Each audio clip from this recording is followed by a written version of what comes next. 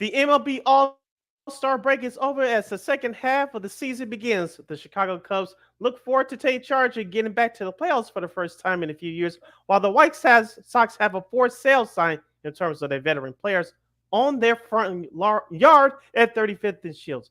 Go Grease, say that 5 times fast. Which is the worst All-Star game in all four major sports. The Chicago Bears open training camp. They are officially open for business, and we'll have a special guest to break that down, along with all the happenings going around Chicago sports. That and a whole lot more. So, Friday edition of Second City Sports starts right now.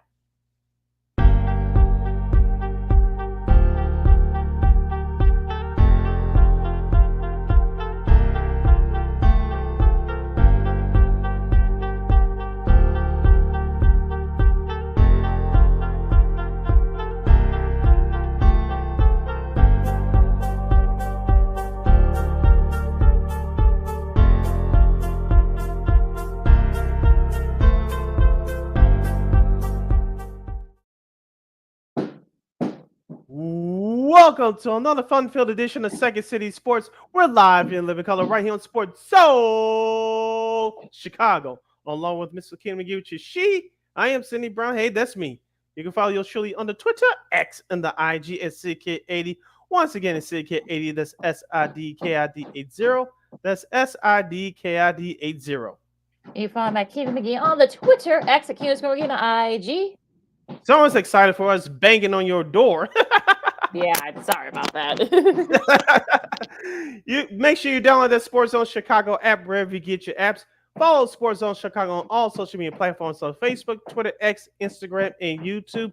Please subscribe to our podcast. We are located at War Media Podcast. That's WARR Media, PODCASTS. We are located on all podcast platforms, including the iHeartRadio app. And while you're ready, give War Media a follow at WARR Media on all social media platforms such as Facebook, Twitter, X, Instagram, and YouTube. And thank you very much in advance for your support. Like, share, subscribe, and tell your friends. We are unapologetically fun, and we have very definite opinions. If you have any definite opinion during our 2-hour extravaganza, we call it Sports Talk Radio Show, you can definitely hit us up at Sports Zone Chicago's Facebook page or at Sports Zone Chicago on YouTube. Type in those questions or comments to the comments section. LaKenna will get them up on the screen for you. But if you decide to troll and or do something silly, dumb, or stupid, I've given LaKenna full powers to give you fools to be able to be a boot. Toodles. You give that person a boot as they disturbing us while we do a show. Sorry about that. But before we begin, we must remind you to catch Sports Zone Chicago live in their living color right now on Roku TV. That's right. So celebrate the squad and get with the program. Sports Zone Chicago is now available on Roku TV. If you already have a Roku television, please tap on that sports folder and download that Sports Zone Chicago app. If you don't have a Roku television, but you have some handheld devices laying around, iPhone, iPad, iTouch, your Chromebook, or your PC, or your Android, just hit up the Google Play Store, download the Roku TV app, and access Sports Zone Chicago through that avenue. So no more excuses. Celebrate the squad and get with the program. Sports Zone Chicago is now available on Roku TV. 24 hours a day, 7 days a week, 365 days a year. Live and on demand. Anytime, anywhere. And you know we will provide. We'll be providing you with some of the best here on Second City Sports. Sorry about the hammering going on in the background here. Hopefully it doesn't last for too much longer. Of course, we still got a busy show here planned for today. We got our buddy Ron Luce from On Tap Sports. Luce from On Tap Sports Podcast. He'll join us to preview the second half of the MLB season. Of course, the Bears, we'll talk about them in a second, as they're officially open for business, as training camps around the league are officially open for business. Also, too, of course, we'll preview the second half of the MLB season as it starts tonight. Also, we have sports media news. Will Warner Bros. Discovery match the NBA TV deals? And also, too, a former wide receiver that used to give the Bears fits, keeping up with the theme here, is now training his pass for the microphone. We'll talk about that as well as so much more. But first, let's talk about this weekend over the All-Star break. The AL wins 5-3. Jamie Dornan from the Red Sox wins MVP. He got the go-ahead two-run RBI to break the game open there. Shota Imanaga and Garrett Crochet, the two lone representatives for for Chicago. They well actually Shota had a perfect inning. Crochet didn't give up any runs either, and you know the home run derby. We'll talk about that in a second. But down there in Arlington. But say, what was your favorite part of the All Star festivities? Maybe the celebration of the state of Texas. I know the game was in Arlington, just outside of the city of Dallas, Texas, showing off that fairly new ballpark for the Texas Rangers Globe Life Ballpark. I know it's been open for the last five. I think it's the fifth year that it's been open, because remember, it opened in 2020 during the shortened 60-game pandemic season, and of course, it hosted the 2020 World Series where the Dodgers won. But outside of celebrating the state of Texas and in the city of Dallas, I was not too much impressed by the All Star game, Lakina. I know baseball still stands out as the best All Star game currently, because we all know that the NBA All Star game hasn't been great since it was here in 2020. Okay, the NHL, the skills competition is okay, but the actual game is a joke. Even though I like their format, but it's been a joke forever.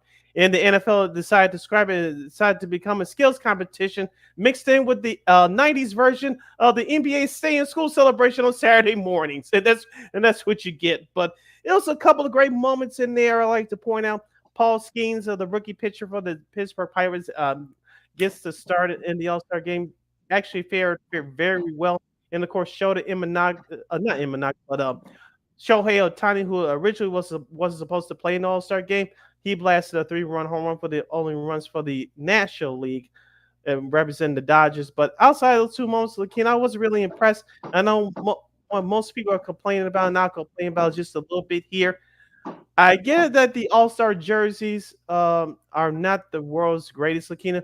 Most of those warm jerseys you see those players wear on Home Run Derby, they don't wear them during the actual game. But the MLB decided to change those rules this year. I don't know why, but I get it that those jerseys were supposed to celebrate the state of Texas. I get it, but why are you wearing those during the actual game? I'm not gonna lie. If I didn't know the players, I would have been confused of which team who was on which team. Well, Maybe plus it's they just were me. all horrendous, so that didn't help either. And I've been saying this, I see some other folks agree with us. Our buddy Eugene McIntosh from the Bigs, we just had him on Monday. Go back and listen to the replays if you missed it. But he said it. Our girl ABC 7's Dion Miller said it. I'm saying it too. That they should just go back in the day. They just let them wear their respective team jerseys, because I know Hmm. I know they wear it because of course charities. I think they're going to sign. I think they're going to sign their for the jerseys. I think they have one jersey where all the signatures on there, auction off for charities. I get it, but you could do it be just as effective doing it with the with the regular team jerseys. I just think it's kind of silly that that those types of jerseys, especially when they look horrendous like that. Yeah, I know MLB is trying to sell their merchandise, and we get it, but the way those jerseys look, yours surely won't be buying them anytime soon. When I go to games or just wearing out casually in public, especially during this time, I like to wear jerseys. And I want your boy will not be displaying those in his closet or on his body anytime soon. I want to transition over to the home run derby quickly, Lakina. And I know we could pair the home run derby to other events. I know the NBA sell high as far as there's all star events.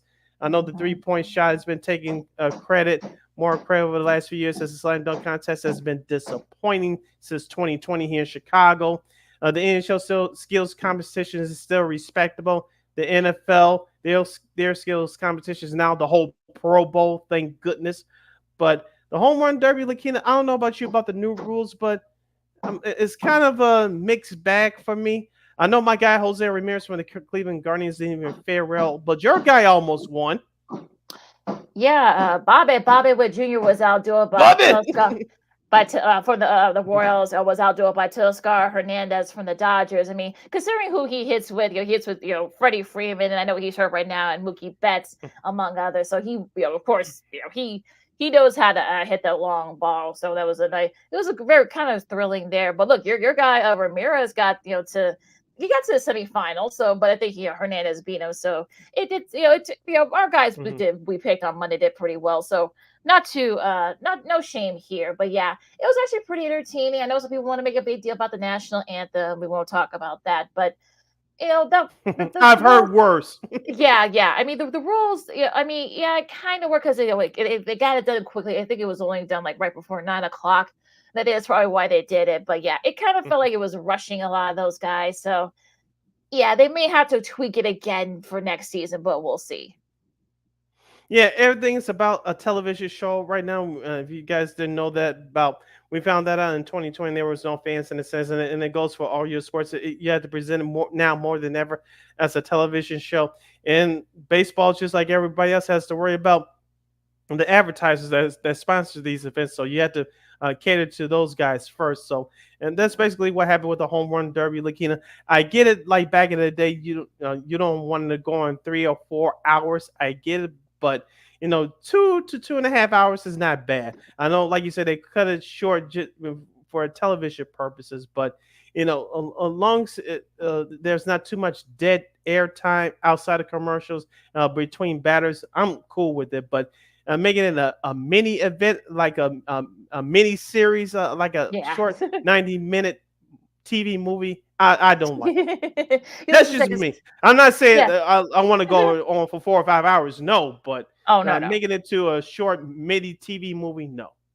This is Second City Sports on Sports on Chicago. Like Keena McGee, Cindy Brown with you now. I think we've had this discussion before, and I think you you reiterated it. Easier for me to say earlier, but yeah, the whole thing with different All Star games and such. I mean, I think the whole thing just seems a little bit. I think the point of the All Star game is to kind of show off, guys that are, that work their butts off to kind of get into where they are. And, the Joe do like the MLB did a few, they got rid of it, making it, oh, you're going to get home field. And such like, no, Hmm. that's not going to work. So yeah, you just got to make it entertaining, exciting for folks to want to tune in regularly. So I guess, yeah, I mean, look, in the AL, this is what their 10th win in the last 11 in All Star games. So I'm just like, okay. Oh, they won again. Yippee. So yeah, it's just like, I mean, we'll see what NBA does. I know NBC. Well, we'll get to this when we talk about sports news and later on in the next hour. But with the All Star game, we'll see if they make any tweaks there. You know, I actually kind of like the Pro Bowl skills challenge because you guys avoid getting injured. Make it a skills competition, whatever. The NHL, you're like, okay, okay, they're okay. They gotta condense it, but whatever. But I think for me, I think just the All Star game itself. I think look, it's something for the fans. It's something for players playing for their favorite charities. So I'm sure it's going to be like that, tomorrow with the WNBA All Star festivity. So you're like, okay. Yeah, the baseball is still narrow for me as far as the best All Star game. You know me, I'm a hardcore basketball fan.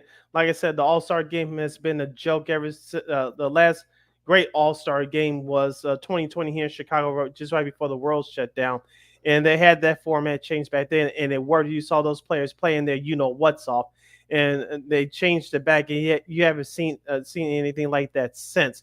But I don't know what else you could do with the slam dunk contest in the NBA. I'm sure we'll deep dive into that when the time comes. But like you said, the NHL skills competition is good, but the All Star format, matching up divisions, they take it as a joke in the first couple of periods, but in the third period decided to play like a playoff game. But okay, whatever. Mhm. And as we predicted on the show a couple of years ago, Lakina, as the NFL scrapped the whole game, making it into like an all-star stay in school NBA celebration back in the 90s, get some fun events going and grab some popular music stars to help sell that thing. And look, it's worked for the NFL the last couple of years. Yeah, the Rays have actually been pretty solid for them. So Yeah. they got the paid Eli Manning involved as well. Being the Hmm. captains of the team, so that that works out. Look, I mean, look, there's always gonna be an appetite for All Star games, especially. You just got to figure out how to format it for today's sports viewer. Yep. And it seems like baseball is trying to do that. Now, will all these other leagues start to do that? Only time will tell.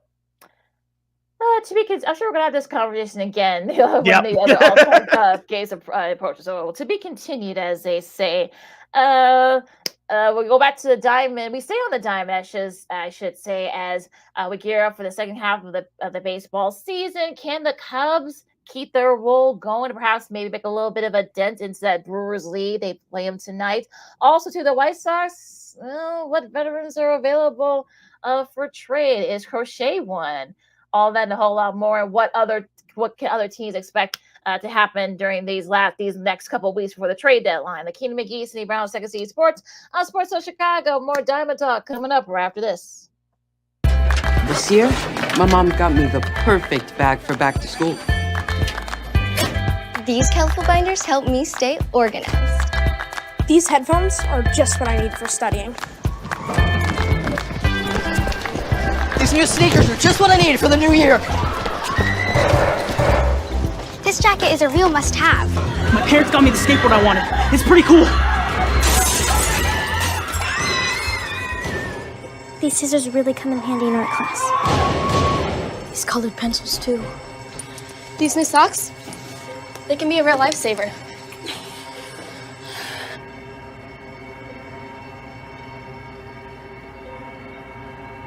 And I finally got my own phone to stay in touch with my mom.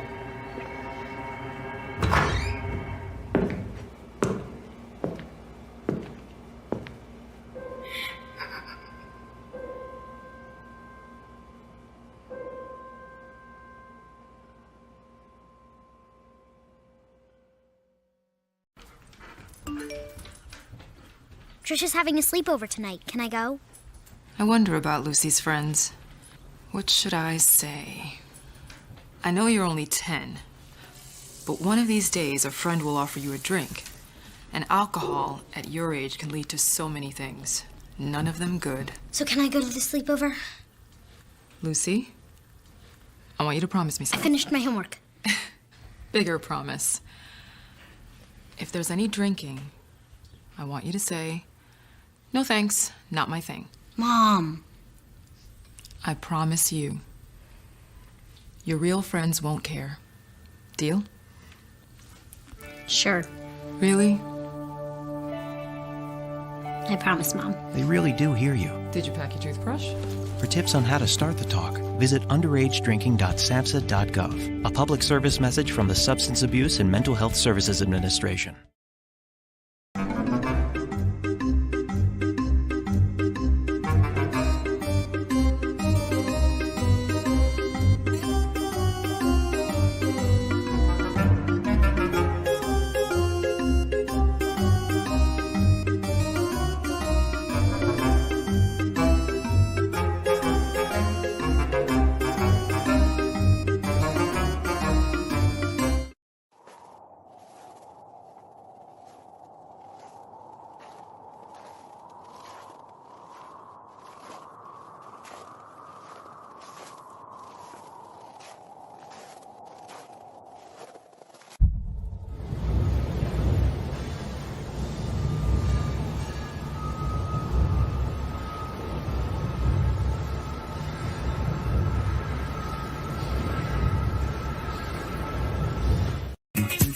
Hey, this is Dr. J, and I listen to Sean and Maya in the morning.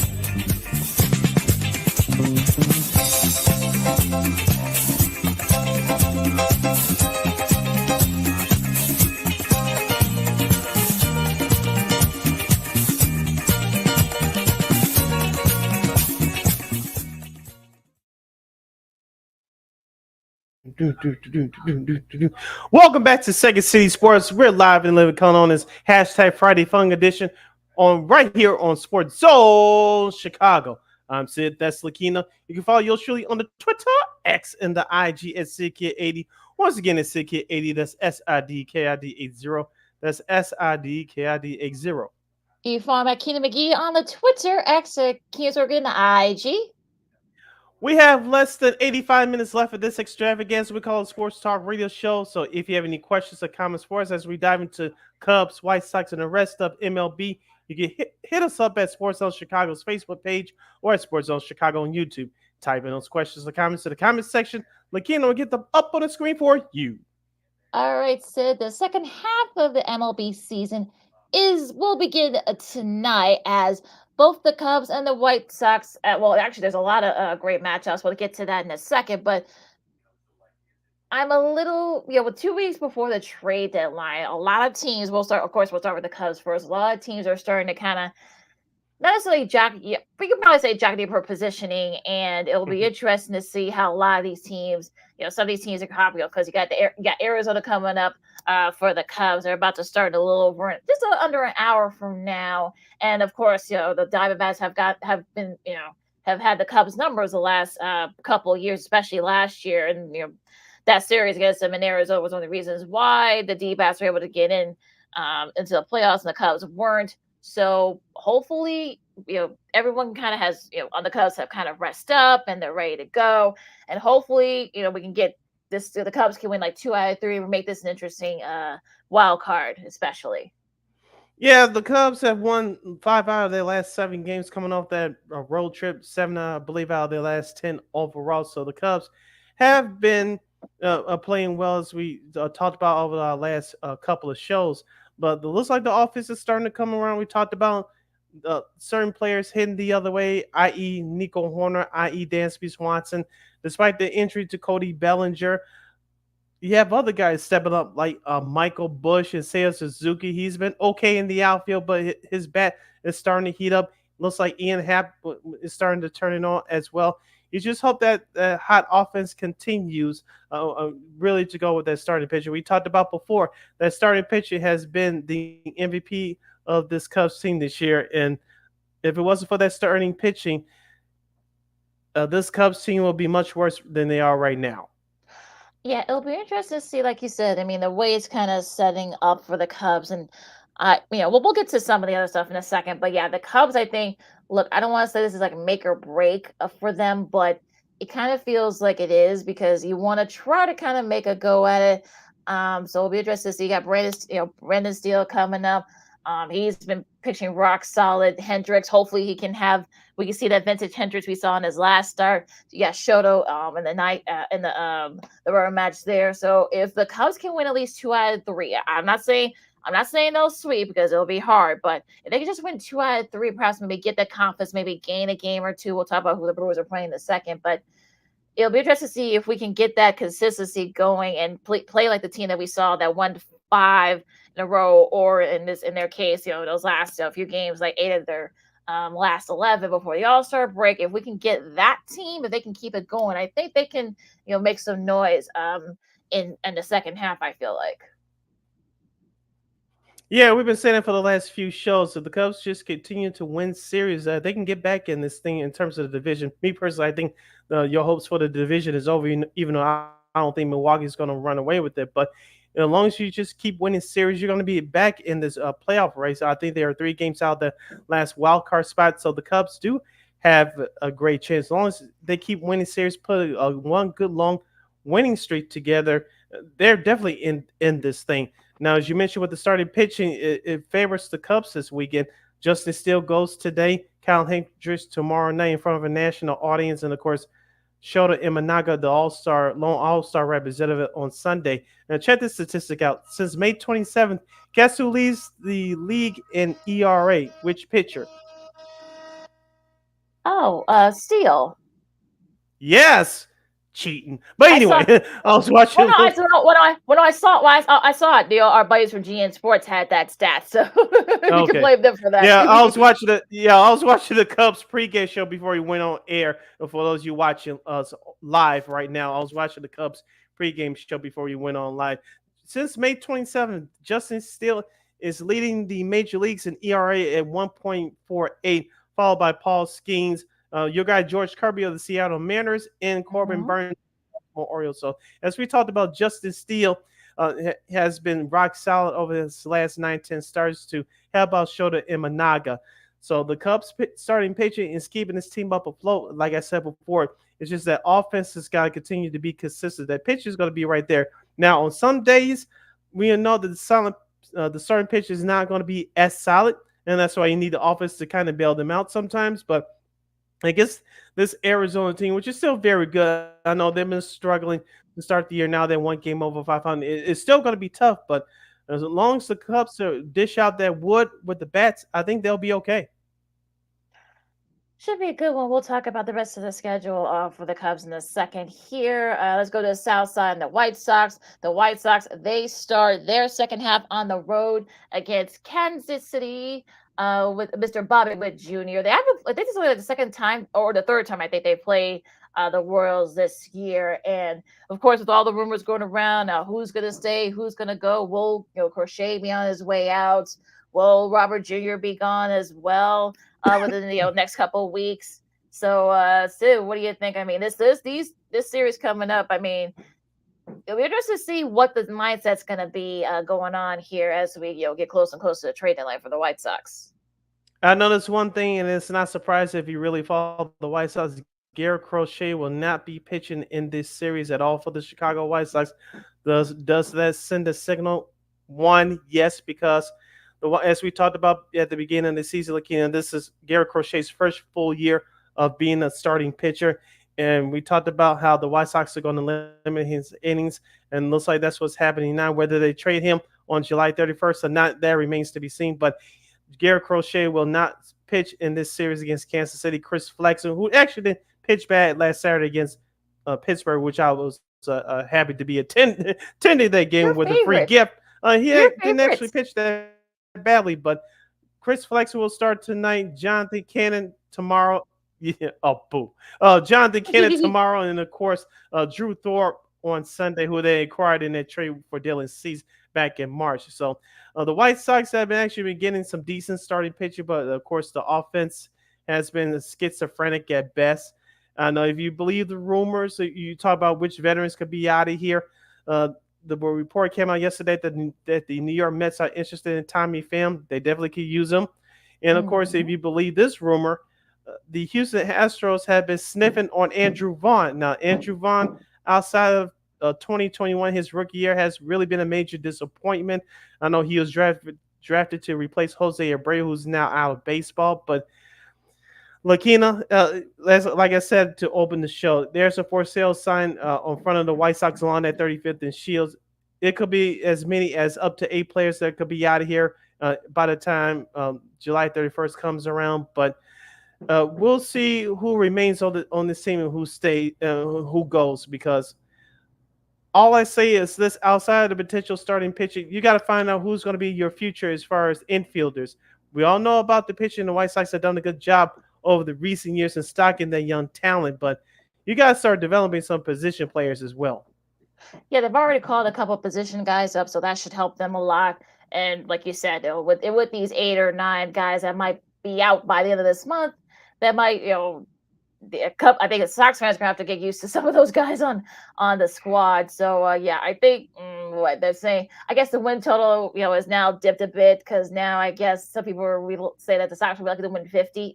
So yeah, so at this point, I think look, if all you Sox fans, look, it's coming. You got a couple more months, but yeah.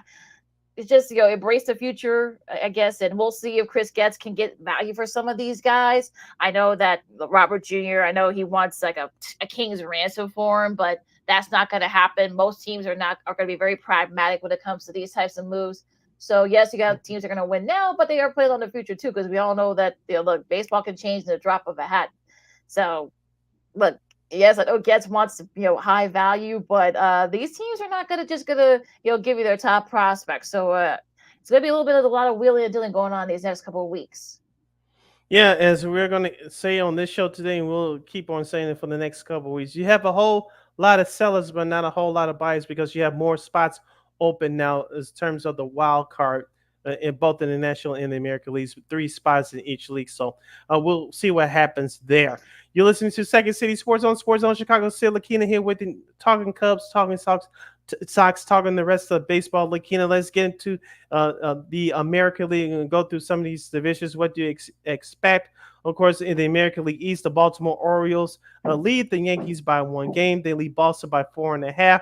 Tampa by 10, and Toronto by 14. I think it's simple, Lakina. I think like we said before, The American League East is going to come down to the Yankees or the Orioles. Toronto, I think they're going to sell. Who stays, who goes there remains to be seen. Tampa, they may be in that same predicament, even though they're at 500, I should say, right now at 48. But I think Baltimore, I think it's clear, as I talked about the last couple of weeks, they have injuries to their starting staff. They need to go get a starting pitcher. The Yankees, perhaps the same thing, maybe get another bat.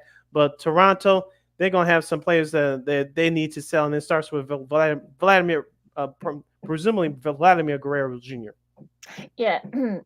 It'll be interesting to see where he goes because I know there's some rumors about the Cubs might be interested. I've heard maybe Seattle might be interested in him, even the Phillies. So that's going to be the big name. Is going to be kind of like one of the sought after names going into the trade deadlines. Like, where does he go? I doubt they're going to trade him within the division, the Blue Jays. So they're not. That's not going to happen. So sorry, Red Sox and the Yankees fans. But like I said, I mean, the Cubs. His name started floating around about 2 months ago. Now it's picking up again. The Phillies are interested as well. They could always use another big bat. They've got a nice deep farm system. So yeah, that's a name that's really going to be interesting to see where he goes because, like I said, there's a lot of suitors for him, and they can all use him.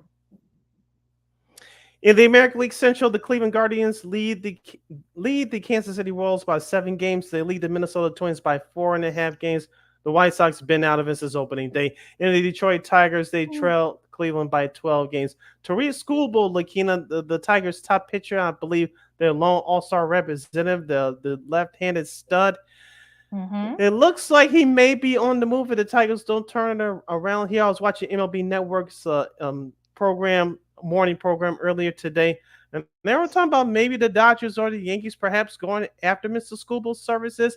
He could be on the move, but I don't know if that's going to happen, Lakina, but he's going to draw some interest. We talked about Garrett Crochet with the White Sox, but I'll ask you, Lakina, do you think Cleveland's going to make a big move here? And given Minnesota's the Twins' financial issues, do you think they're going to make a move at the trade deadline 2 weeks from today? Probably not anything substantial because you know how the Twins brass are with their spendings. They're very stingy. So I don't think they're going to.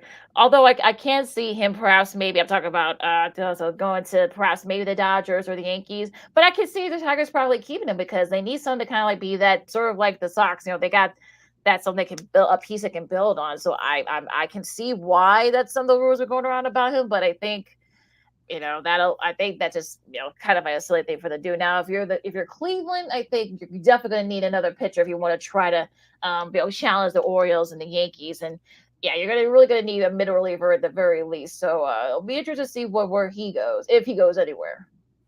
Okay, in the American League West, your Seattle Mariners, their division lead is now down to 1 game. They lead the Houston Astros, who had a terrible start to the year due to injuries and a lack of offense. Now the Astros are 4 games over 500, 50-46. They're right in the thick of it in the AL wildcard race, as I just mentioned. They trail Seattle by 1 game in the West, followed by Texas. They're 46 and 55 games back. The Angels and Oakland need not apply.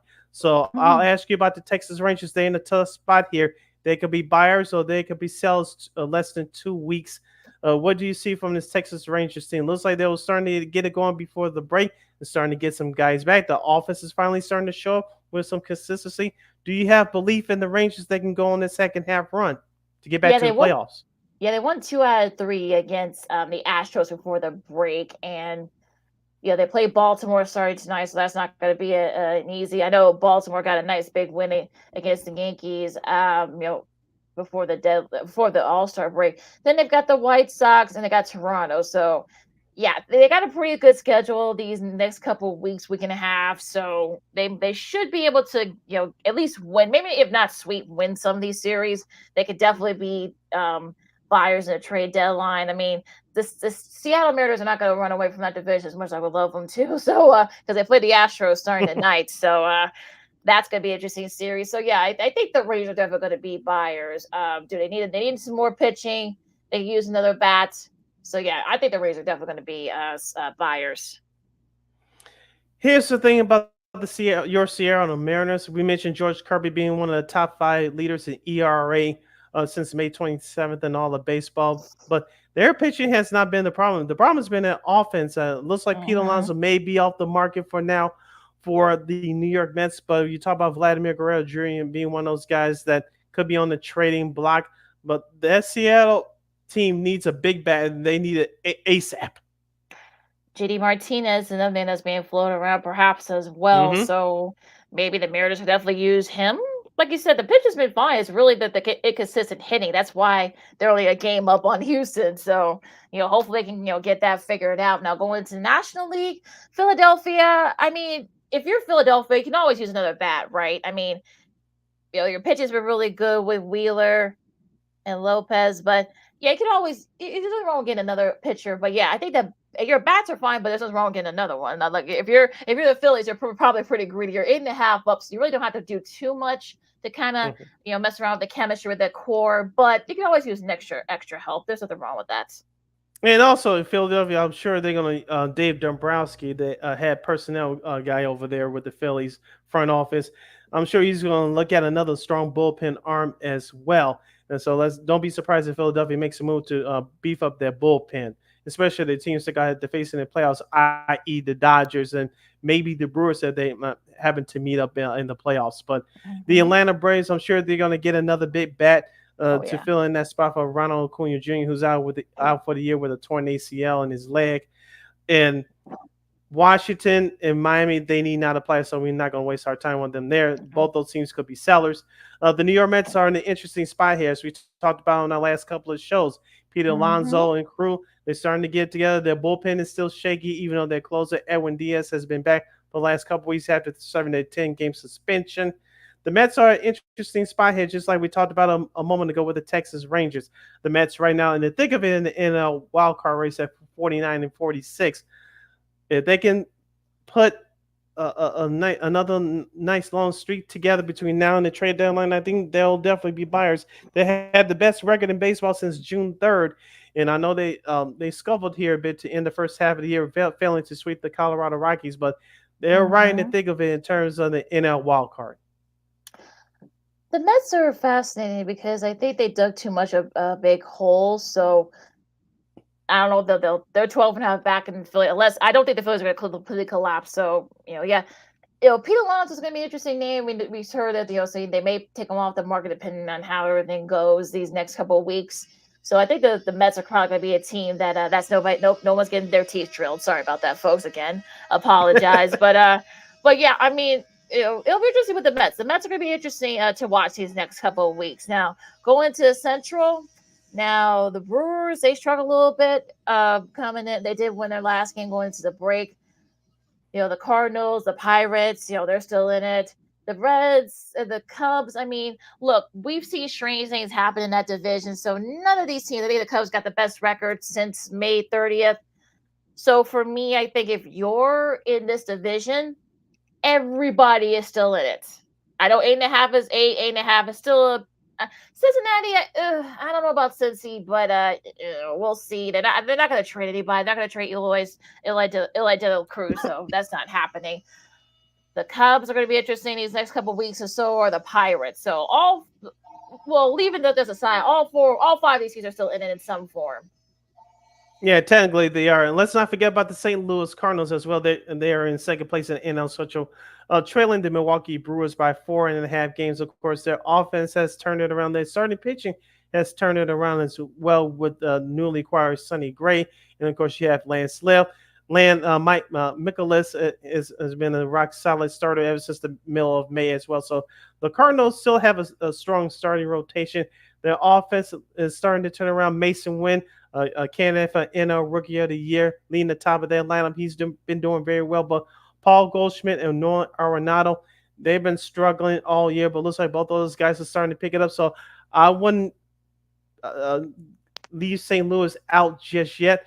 They're still in the thick of it as far as the NL wild card, but I think they still have an outside shot. I think the same odds is still as the Chicago Cubs in terms of taking the NL Central, but Cincinnati and Pittsburgh, I think both those teams are still another year away as far as being serious contenders. I think both of them will eventually fall by the wayside.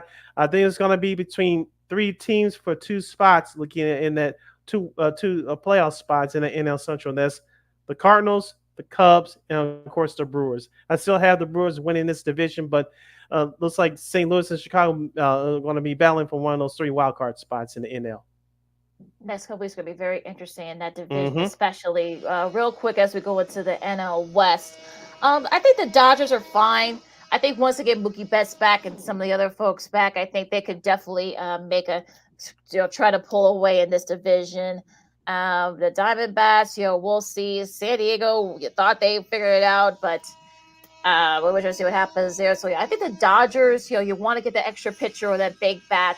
So we've talked about some of the names that are being floating around, perhaps. So I'm interested to see what the Dodgers do. That's going to be the number one question here. Their GM Andrew Freeman has been known to make big moves. Of course, he has a bigger budget. Working for the LA Dodgers, of course, he worked with the Tampa Bay Rays over a decade ago. And right now, the Dodgers starting rotation, they are struggling. Bobby Miller has been sent down. Of course, Gavin Stone has been struggling. Of course, Clayton Kershaw has been injured all year. He had a setback about a month ago, so he may be back in the month of August. We'll see about that. But their offense has been hit and miss, and I know they struggled to end the first half, losing 2 out of 3 in Detroit. But the Dodgers are still in a good position to win the NL West. As you mentioned, they're 7 games up on San Diego and Arizona. So I think the Dodgers will make a move. Perhaps their biggest need is starting pitching. You cannot have enough starting pitching, especially in today's game where injuries are galore with pitchers in general. But I think the Dodgers will make a move. It depends on who they're going to get. Now, as far as Arizona and San Diego, I think San Diego is I'm not going to say a lock for that second wild card spot, but is right there for the taking. But as we said before, they're consistently inconsistent, and that's been their problem in Arizona. Nice job for them climbing out of that hole to get back to 1 game over 500. But this series for them is big this weekend in Chicago against the Cubs. And speaking of going into the scheduling, Arizona, Chicago, the Cubs, they start their series in about 20-25 minutes from now. Philadelphia and Pittsburgh, the Battle of Pennsylvania, the Commonwealth of Pennsylvania, good grief. Cincinnati and the Nationals, up-and-comers. We'll see what happens there. You've got the Rays and the Yankees. You'll see if the Yankees can kind of get it going here in the second half. Detroit and Toronto, the first game of that series, and special note for you guys, all you fans of theirs, is on Apple TV Plus tonight. So check. You're gonna have to go to Apple TV Plus if you got it. The Mets and the Reds, also to the second game of the Apple TV Marlins. Plus. Marlins, sorry. The second game of the Apple TV Plus regional coverage, if you will. You got the Padres and the Guardians, so that should be a fun series on Apple TV Plus. The first game of that. Yeah, finish out the rest of the weekend series as the second half begins. St. Louis will take on the Atlanta Braves. Baltimore will visit Texas to take on the defending World Series champions, the Texas Rangers. San Francisco will pay a visit to Coors Field to take on the Colorado Rockies. Anaheim and Oakland will do battle out there in that trash-ass stadium. And, of course, the Red Sox and the Dodgers in interleague play out there in Dodger Stadium. And, of course, the Houston Astros, or Sean Sierra will call them the Trash Stros, they'll take on La Seattle Mariners. Now, your Fox Saturday baseball game of the week looks like this. Most of the country will get the Boston Red Sox and the Los Angeles Dodgers, while the whole state of Arizona and the whole state of Illinois, including the Midwest, will get the Arizona Diamondbacks and the Chicago Cubs. Coverage begins tomorrow at 6 p.m. Central Standard Time on Fox, wherever game you don't get in your area. If you have MLB TV package like I do, you get to watch the other game at the same time or later. And your Sunday TV coverage on Roku TV will feature the Milwaukee Brewers against the Minnesota Twins. And, of course, Sunday Night Baseball will feature Red Sox and Dodgers at 6 p.m. And that is your schedule for this weekend in MLB. So hour number 1 in the books, hour number 2 coming up here on Second City Sports, right here on Sports Zone Chicago. NFL training camps begin. The USA men's basketball team put on a show in Dubai. Sid's got top NFL running backs to watch for this coming season. And we got at Royal Troon, the Open Championship update. We got that coming up for you guys as well. And some sports media news. Will Warner Bros. Discovery match any of the NBA TV deals? And a former wide receiver that used to get Bears fits, he is now traded the pass for the microphone as well. So a lot, and also to Ron Luce from On Tap Sports, coming up at the bottom of the next hour too. So a lot to do still. Keenan McGee, Cindy Brown, Second City Sports on Chicago. We go to the gridiron coming up right after this. No, I don't know though. I'm scared. I mean, you're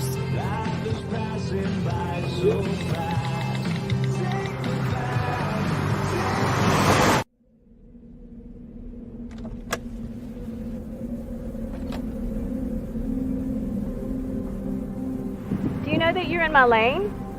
No, not at all. Are you not paying attention? Are you texting? I was just checking in with my mom. I was telling her that I thought we'd be home by 6. It's okay. There's enough time. Just pay attention. I'm not even halfway through my text. There's no way. I'm not even going to look up. My babies are in the car. You have to pay attention. It's just supposed to be a quick text. I'm so sorry.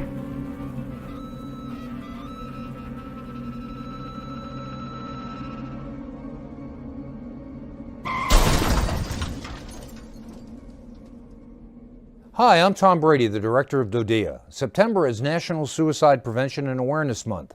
The simple act of reaching out and caring for those in our communities is something we all can do. Just being there for someone you care about can be a tremendous first step in getting them access to confidential resources and support that they need. It only takes one person and one small act and 1 minute to make a difference. Let's make a difference.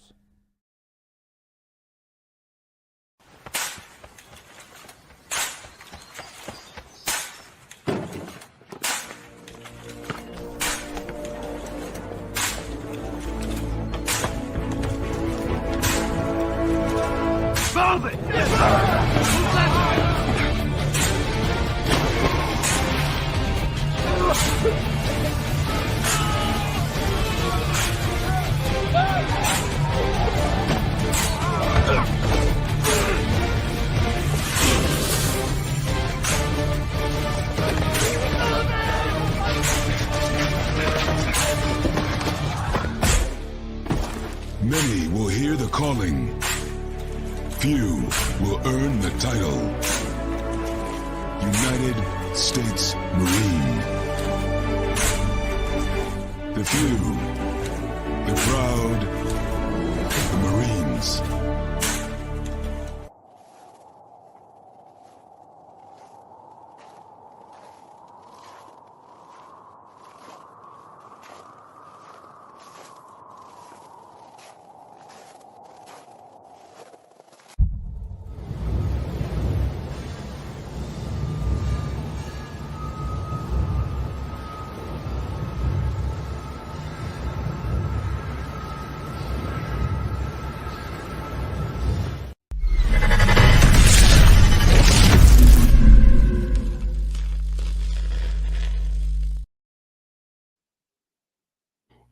Welcome back to hour number 2 of Second City Sports # Friday Fun Edition. We're live in the living color right here on Sports Soul Chicago. I'm Sid. That's Lakina. You can follow yours truly on the Twitter, X, and the IG at SidKid80. Once again, it's SidKid80. That's SIDKID80. That's SIDKID80. You can follow Matt Keenan McGee on the Twitter, Executors Green, and the IG. And we have less than an hour left of this extravaganza we call a sports talk radio show as we talk Chicago Bears in the NFL and other stuff for this first half of the second hour. You can hit us up at Sports Zone Chicago's Facebook page or at Sports Zone Chicago on YouTube. Type in those questions and comments in the comment section. Lakina will get them up on the screen for you. And just a daily reminder, you can catch Sports Zone Chicago 24 hours a day, 7 days a week, 365 days a year, live in their living color on Roku TV. Well, let's start here because we got to do a little grab bag here as NFL training camps are opening all across the league. Of course, with the Bears, the rookies came out a couple of days ago. Now the veterans have come in. The first practice is tomorrow. So for all those Bears, all you Bears fans that were worried about Caleb Williams and Roma Duze not signing the rookie contracts, you can relax now. And the see folks were freaking out about it. It was just hilarious, Sid, because it was set up in the last CBA that a set year and a set price. Now you could probably move around maybe the guaranteed money and whatnot, but it was pretty much the same. JJ McCarthy, of course, the rookie quarterback for the Vikings, he just signed his. I know there's still a few guys that have not signed yet, but you got to think within the next day or two, that's by the end of the weekend, of course, that's gonna happen. So with all the hype going on about the Bears and stuff, I mean, I'm just look, I'm not saying that no, that the Bears are worthy of the hype, but I think people need to kind of keep their expectations tempered a little bit. Yeah, I know it's a training camps. The veterans reported today, and you mentioned that first practice is tomorrow. Listening to Caleb Williams in his presser a little bit earlier today, I'm just paraphrasing here. I don't have the exact quote in front of me, but he says that he's ready for the challenge. He's ready for ready for the pressure to come see if he can handle it. And I was watching Courtney Cronin here during the break here. She was on SportsCenter talking about how the Bears want Caleb Williams to lean on his veterans. We talked about the talent that he has around him on that offense. We'll talk about with our guest, with Ron Lucia of On Tap Sports, coming up at the bottom of the hour. But she was talking about how the Bears want Caleb Williams to lean on his veterans and to gain that experience. And nothing's concrete yet, but we'll see how many snaps that Caleb Williams takes during this preseason. Remember, the Bears have 4 preseason games this year, not 3. And even though they technically are the home team for that Hall of Fame game in 13 days, they'll have one. I'm talking about the Bears, one preseason home game, and that's in 3 weeks against the Bengals. Yeah, and I think that's really going to be the thing here, how Coach Flus approaches this, because he got criticized last year for what, not playing the stars a lot in the preseason. You saw what happened against the Packers, so I'm sure he'll take a different approach, and I'm sure he'll play Caleb as much as he can without wearing him out, because you want him to get used to a new offense, getting used to playing with NFL defenses. Of course, like everything else, they're not going to show you everything. So I think people need to kind of just, whether or not he's good or bad in the preseason, people need to kind of just not take it all with 3 or 4 preseason games. Yeah, and let's not forget Caleb Williams is practicing against, at least statistically, against arguably statistically a top 5 NFL defense. We know what the Bears did last year, especially in the second half of the season, damn near snuck into the playoffs. But we'll see how well can Caleb Williams read the NFL defense, how well can he react to coverages. Most teams are going to disguise coverages to see how fast and how well can he adjust. I think that's going to be a number one question right there.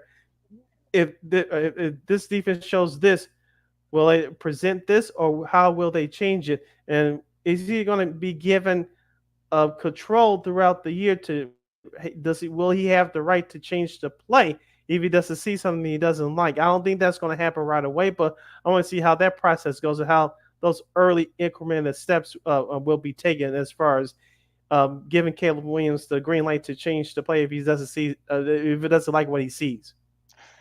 That's going to be the number one question here, and will you be able to adjust? Because it's a totally different offense than what he used to. I mean, USC's offense, Lincoln Riley's offense was more like no huddle, very fast paced, quick, on your feet. And this is more Shane Waldron, of course, new OC is more slow, more pragmatic, more slowed down, more kind of like a traditional offense. So that's going to be interesting to see how he adjusts that. And like I said, that defense, I know the Bears signed a veteran linebacker, but I feel like that not having that pass rush, that's really going to be an issue for the Bears.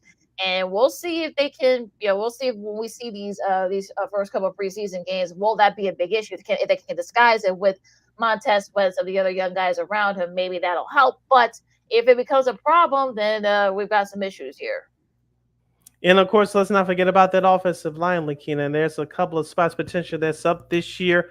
Let's not forget about the center position that could be up this year. And David Bakhtiari, who's been injured the last couple of years, formerly the Green Bay Packers. I know the Bears been sniffing around at him.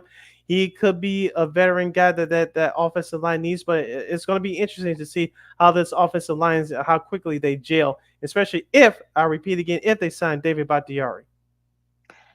Gonna be interested to see what happens there. Now, what about the rest of the NFL? What as everyone is about starting to open training camps, what's sort of like the big questions around the league are you looking to see?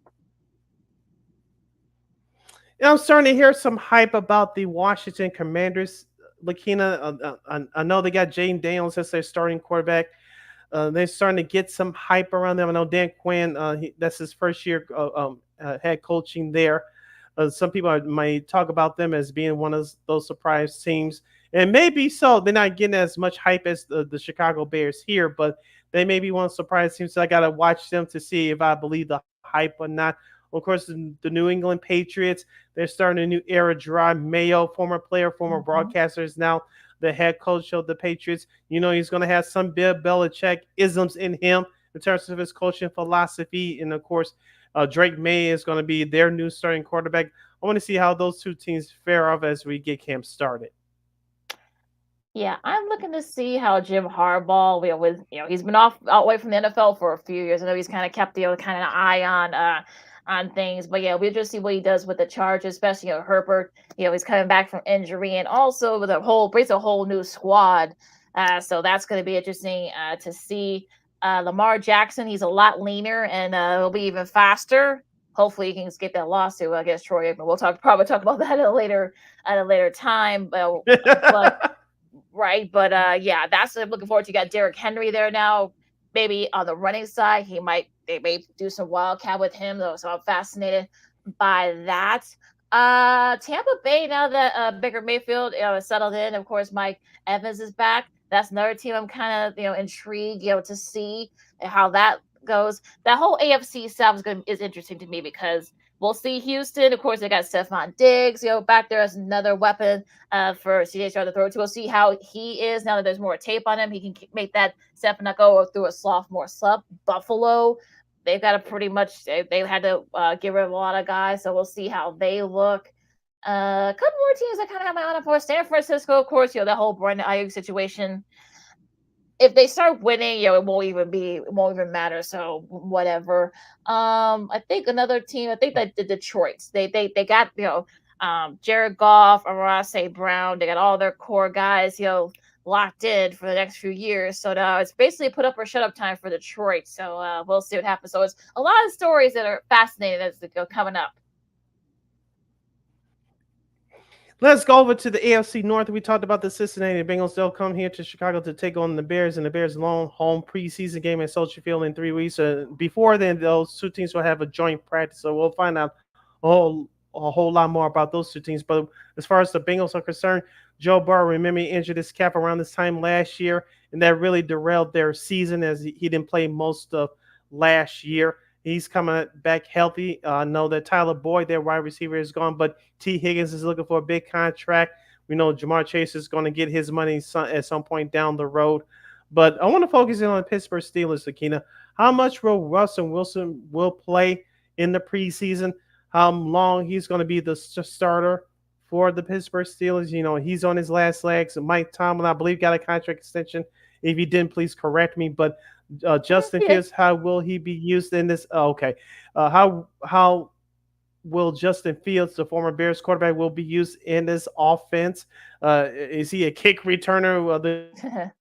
Will Tomlin use him as a slash weapon, Cordell Stewart slash type of situation? I want to see how Pittsburgh's offense will rebound after being not so last year due to the inconsistencies and injuries at the quarterback position. We all know that they have a top 5 defense, but they got to get back on track on offense. Well, we're just see how they're going to use Fields. So I know that there's some teasing that they may use him as kind of like a wildcat, kind of formation. So that's going to be interesting to see how that goes with that. Now, the size of Commanders in the NFC East. I mean, the Cowboys, of course.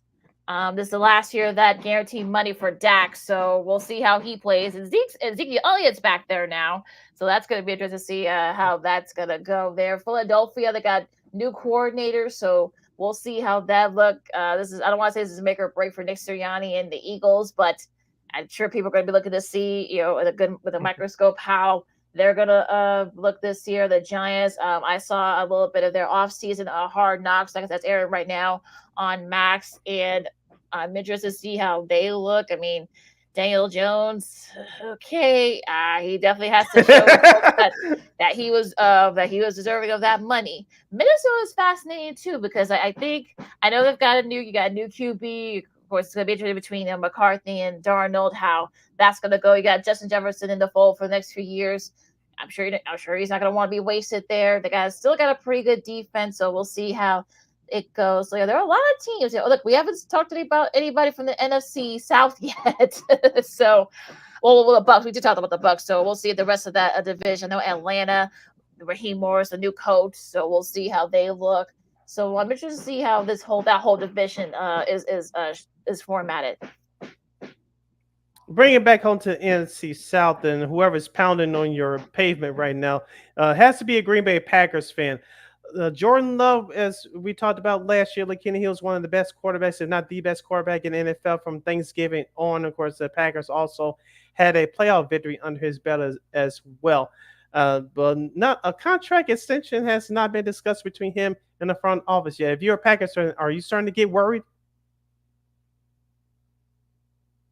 I think not just. I think they want to wait and see how he looks. I know, like I said, I know he got that extra year tapped into his rookie contract. I think they want to see how he looks. If he can, he was actually pretty solid. Yeah, he had his little bobbles, but he was expected his first full year as a starter. So I think they want to see how he looks before they open the checkbook and give him all that money. Okay, we talked about Detroit and of course Minnesota. I'm interested to see what the Rams will do. Of course, Aaron Donald, there's a future Hall of Famer, the defensive tackle, retired. Matthew Stafford, his wife is causing trouble outside off the field, but that's a whole nother issue.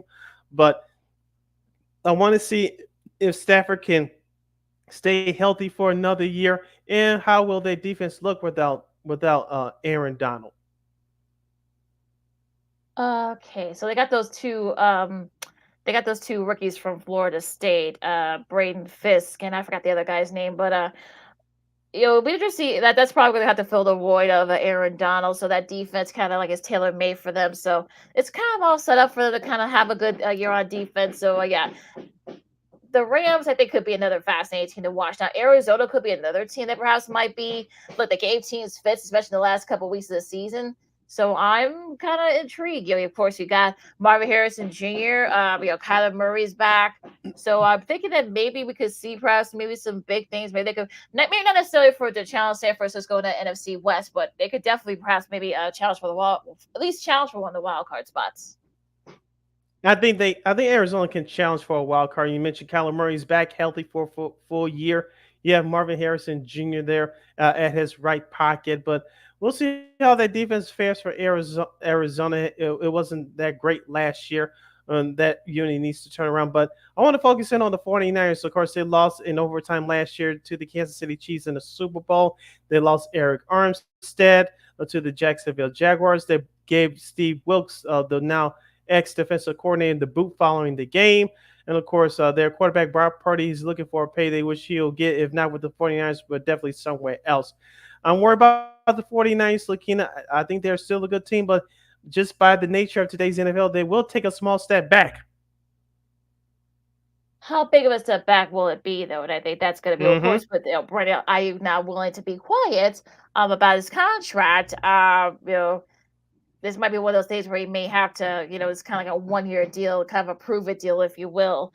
And, like I said, they still got a solid front seven. They still got a great O-line. So I think they'll be okay. Look, I don't think they're going to win 13 games like they did last year. They still may win like maybe 11 or 12, and they still might win a division. So I'm not too worried about San Francisco just yet. So, I think San Francisco is definitely still a favorite in that division. You're listening to Second City Sports on Sports on Chicago City. Lakina here with you on this hashtag Friday Fun Edition. Lakina, we'll do our top list for football. This comes to us courtesy of Pro Football Focus. They had the list of top 32 running backs to watch for this upcoming 2024 season. I won't go through the whole thing, but I'll focus in on the top 20. At number 20, it features our Chicago Bears free agent signing DeAndre Swift, followed by Jaylen Warren of Pittsburgh, Devon Achane from the Miami Dolphins, James Conner of Arizona, the former Steeler, and Kyron Williams of the Rams. Any problems so far? Keep going. Okay. Number 15, Isaiah Pacheco of the world champions Chiefs. Checking in at 14, Tony Pollard of the Tennessee Titans, the free agent signing from Dallas. Raheem Mostert of the Miami Dolphins at number 13. Kenneth Walker III from Seattle at number 12. And at number 11, Travis Etienne of the Jacksonville Jaguars. I would have switched the last two, but yeah, no problems with that five, that next five. All right, the top 10 list looks like this. Josh Jacobs of the Green Bay Packers. I think he's going to have a good year up there 90 miles north of us, even though it's hard for me to say that. Jahmyr Gibbs of the Detroit Lions. He had a good year last year. I know he had that fumble in the NFC title game last year, which was one of the unfortunate events that turned that game around, going the other way for the Detroit Lions. But Jahmyr Gibbs was good last year, sharing the load with veteran David Montgomery. Number 8, Aaron Jones of the Minnesota Vikings. Number 7, Breece Hall, the New York Jets. And number 6, Saquon Barkley, now the Philadelphia Eagles. No, yeah, keep going. Okay. The top 5 list for running backs to watch out for this upcoming year, according to Pro Football Focus. Bijan Robinson of the Atlanta Falcons. Now he has Kirk Cousins as his quarterback. Nick Chubb checks in at number 4 from the Cleveland Browns. Number 3, Jonathan Taylor of the Indianapolis Colts. He'll have second-year quarterback Anthony Richardson, hopefully healthy at his right hip. Number 2, Derrick Henry of the Baltimore Ravens. And number 1, Christian McCaffrey of the San Francisco 49ers. Yeah, we saw Chubb rehabbing from his ACL, the way he was lifting weights. So I guess that's what they're thinking, is that maybe he'll come back even stronger and faster than ever. We'll have to wait and see. But yeah, I'm okay. I'm fine with McCaffrey at number 1. Congratulations to him, as wife Olivia Cooper on their wedding a couple weeks ago. All right. You're listening to Second City Sports on Sports Zone Chicago. Sid Lakina here with you. Any other football nuggets before we dive into the NBA TV contract talk? Now let's get to it. All right. The NBA TV money, $76 billion between ESPN, Amazon, and NBC/Peacock. Warner Brothers Discovery, as Lakina teased early in the show, they decided to match the offer from Amazon Prime, but the NBA still has the right to refuse Warner Brothers Discovery offer if they want to. Lakina, where do you see this going? Because if it drags out any longer, even though you still have a year left, it could potentially get ugly. There will be lawyers, as they say, and it sounds like that's where it's going. It'll be interesting to see if the NBA does, if this is true, they do match it. If the NBA decides, no, you know what, we don't want to, deal with y'all anymore. Could be a bad PR, but yeah, it'll be interesting to see if they decide to it will be interesting to see if this gets tied up in court. I think that's what we're seeing, but we'll be interested to see what happens. Because I think the deal is now, Lakina, you can correct me if I'm wrong, but Amazon Prime will get the in-season tournament in one conference final. As far as the playoffs are concerned, I believe that's it. And I think NBC, if as of right now, they'll get the All-Star game the first time it's on free TV since they last had it in 2002. So it's been a long time since the All-Star game has been on quote-unquote free TV. And of course, ESPN will keep their package, including the NBA conference final, the NBA playoffs, and of course the NBA finals.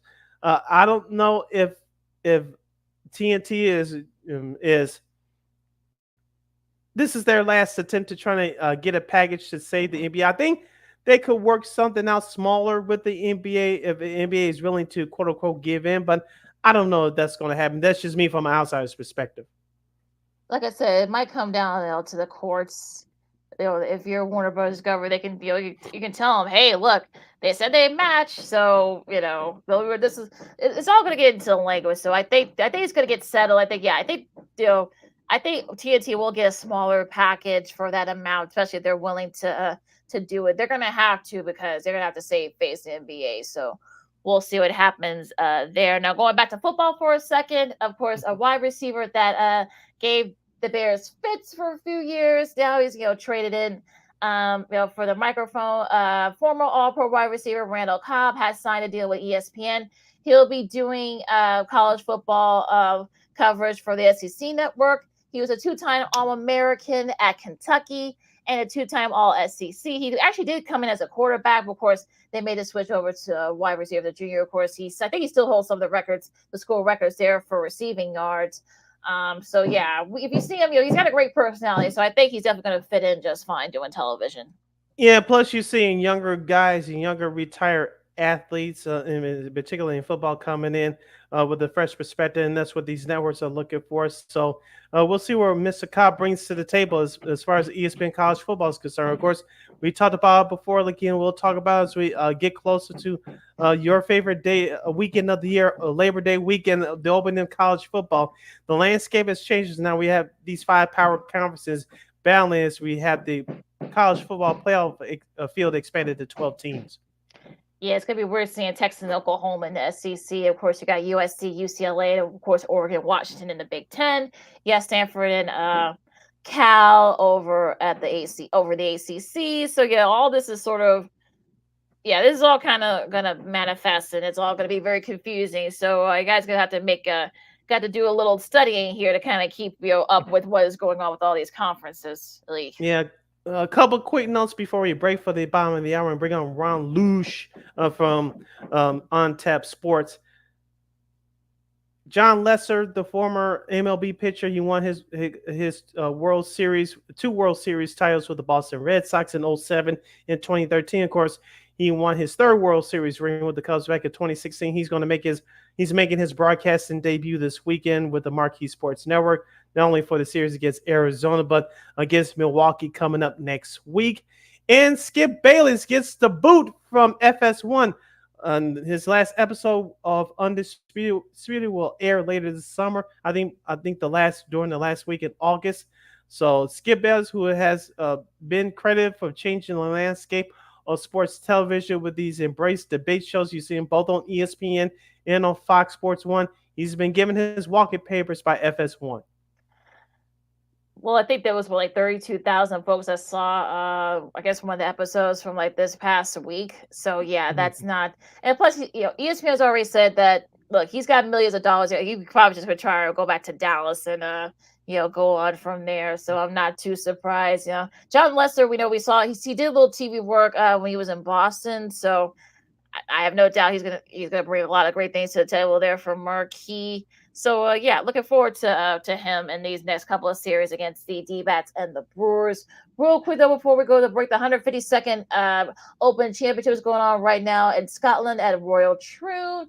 Shane Lowry, who won a couple years ago, he's your clubhouse leader. Justin Rose, who has always fared very well in this tournament, he's number 2. Daniel Brown, of course, is 2nd. Fellow Englishman Billy Horschel, Dean Brobsteyer.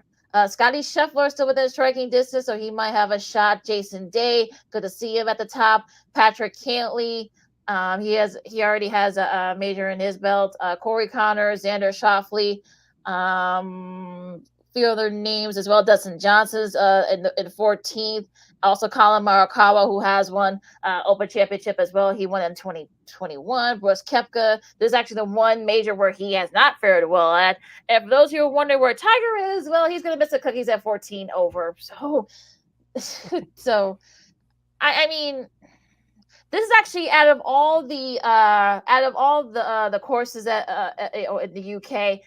World True has never been good to Tiger. So this is actually unfortunately a big surprise that he kind of stuck it up. And which is unfortunate because he looks leaner. He's not as muscular as he was. So, but he's going to miss a cut there, unfortunately. Yeah, I think this is 6 out of the last 7 or 7 out of the last 8 trips that he's missed the cut for the U.S. Open. So, like I said, maybe the blessing of the skies in the skies there. But I think I read somewhere that Scheffler is the favorite to win.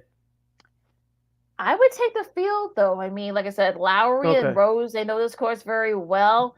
And, I would go with one of the European guys. But, again, that's just me. You can catch coverage of the last couple of rounds of the Open Championship on the Golf Channel and also, too, on the big NBC network very early in the morning. I think their coverage starts about 7 a.m. on both Saturday and I think even earlier than 6 a.m. on Sunday. Okay. Ron Lush from On Tap Sports will hop on with us to talk opening day for Chicago Bears training camp and to preview the second half of the MLB and plus a little bit more time permitting. I'm Sid. That's Lakina. This is the hashtag Friday Fun edition of Second City Sports. You're live in the 11 color right here on Sports Zone Chicago. This year, my mom got me the perfect bag for back to school. These colorful binders help me stay organized. These headphones are just what I need for studying.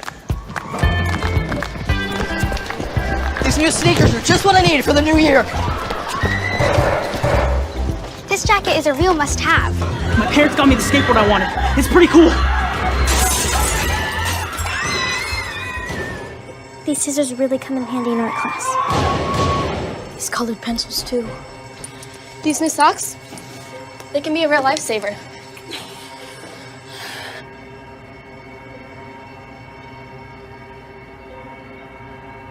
And I finally got my own phone to stay in touch with my mom.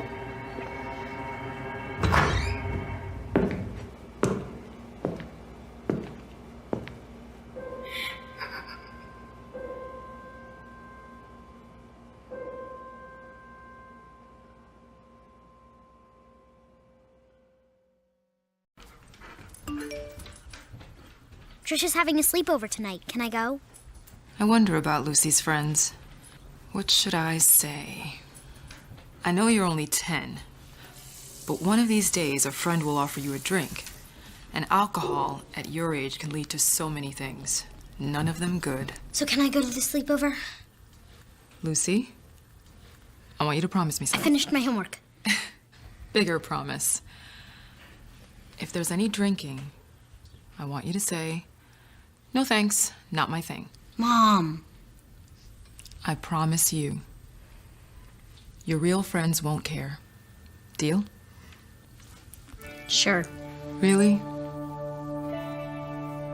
I promise, Mom. They really do hear you. Did you pack your toothbrush?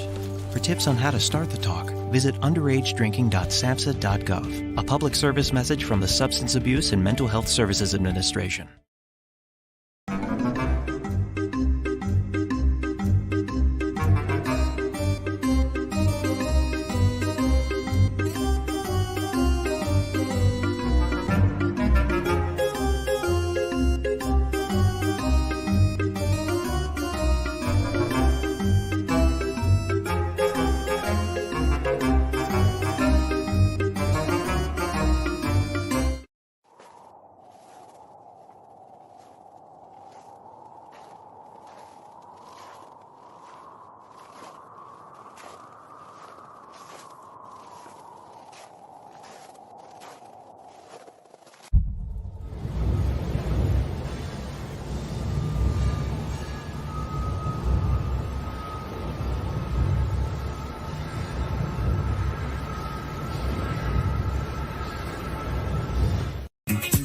Hey, this is Dr. J, and I listen to Sean and Maya in the morning.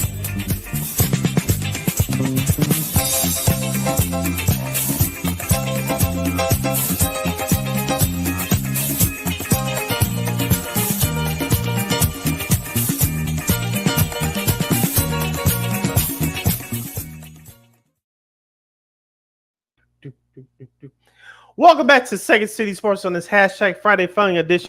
We're live in the living color right here on Sports Zone Chicago. If you want to follow yours truly, you can do so on the Twitter and the IG at SidKid80. Once again, it's SidKid80. That's SIDKID80. That's SIDKID80. You follow Mike Keenan McGee on the Twitter, X and Q Screen and the IG. This is our last break of the show for today and for the weekend. If you have any last minute questions or comments for us, especially for our next guest, you can hit us up at Sports Zone Chicago's Facebook page or at Sports Zone Chicago on YouTube. Type in those questions or comments to the comments section. McKenna will get them up on the screen for you. All right, Sid, he's one of the founders of On Tap Sports. He covers Bears and MLB for them. You can catch him, anytime, anywhere, wherever you get your podcast. Yeah, it's been like what? How long has it been since we had him on, Sid? A whole year. Hope we can make this a little more often here. Here's a fight. Yeah. Let's bring it Tell me about it. Let's bring him on to Luce himself, Mr. Ron Luce. Ron, how are you? Yeah. I'm doing well. How are you guys? Happy Friday. Yeah, happy Friday to you Friday. too. All right, It's, Ron, let's get it started. Yeah, let's get it started. We'll go to Chicago Bears first. Of course, the veterans reported today to Hallis Hall, and they'll begin a 6-month journey for the 2024 season. Hopefully for Bears fans, it'll be a longer journey, but we'll see what happens there. Of course, Caleb Williams spoke in front of the press earlier today, talking about he's ready to handle the pressure. The HBO cameras, NFL Films cameras are already there. The rookies signed their contracts. Both sports radio stations had fake outrage, fake anger, talking about them not signing their rookie deals, which is a farce, but I'll leave that alone. But Ron, what's your initial thoughts about this Bears team heading to training camp for 2024? I think like a lot of other fans, I'm just excited. I think this is, we're in different territory with the Chicago Bears team. I mean, this is really the first time, I think, since 2018 that they've come into the season with any real level of excitement. I think people had excitement about last year's team, but very clearly saw the deficiencies on the roster.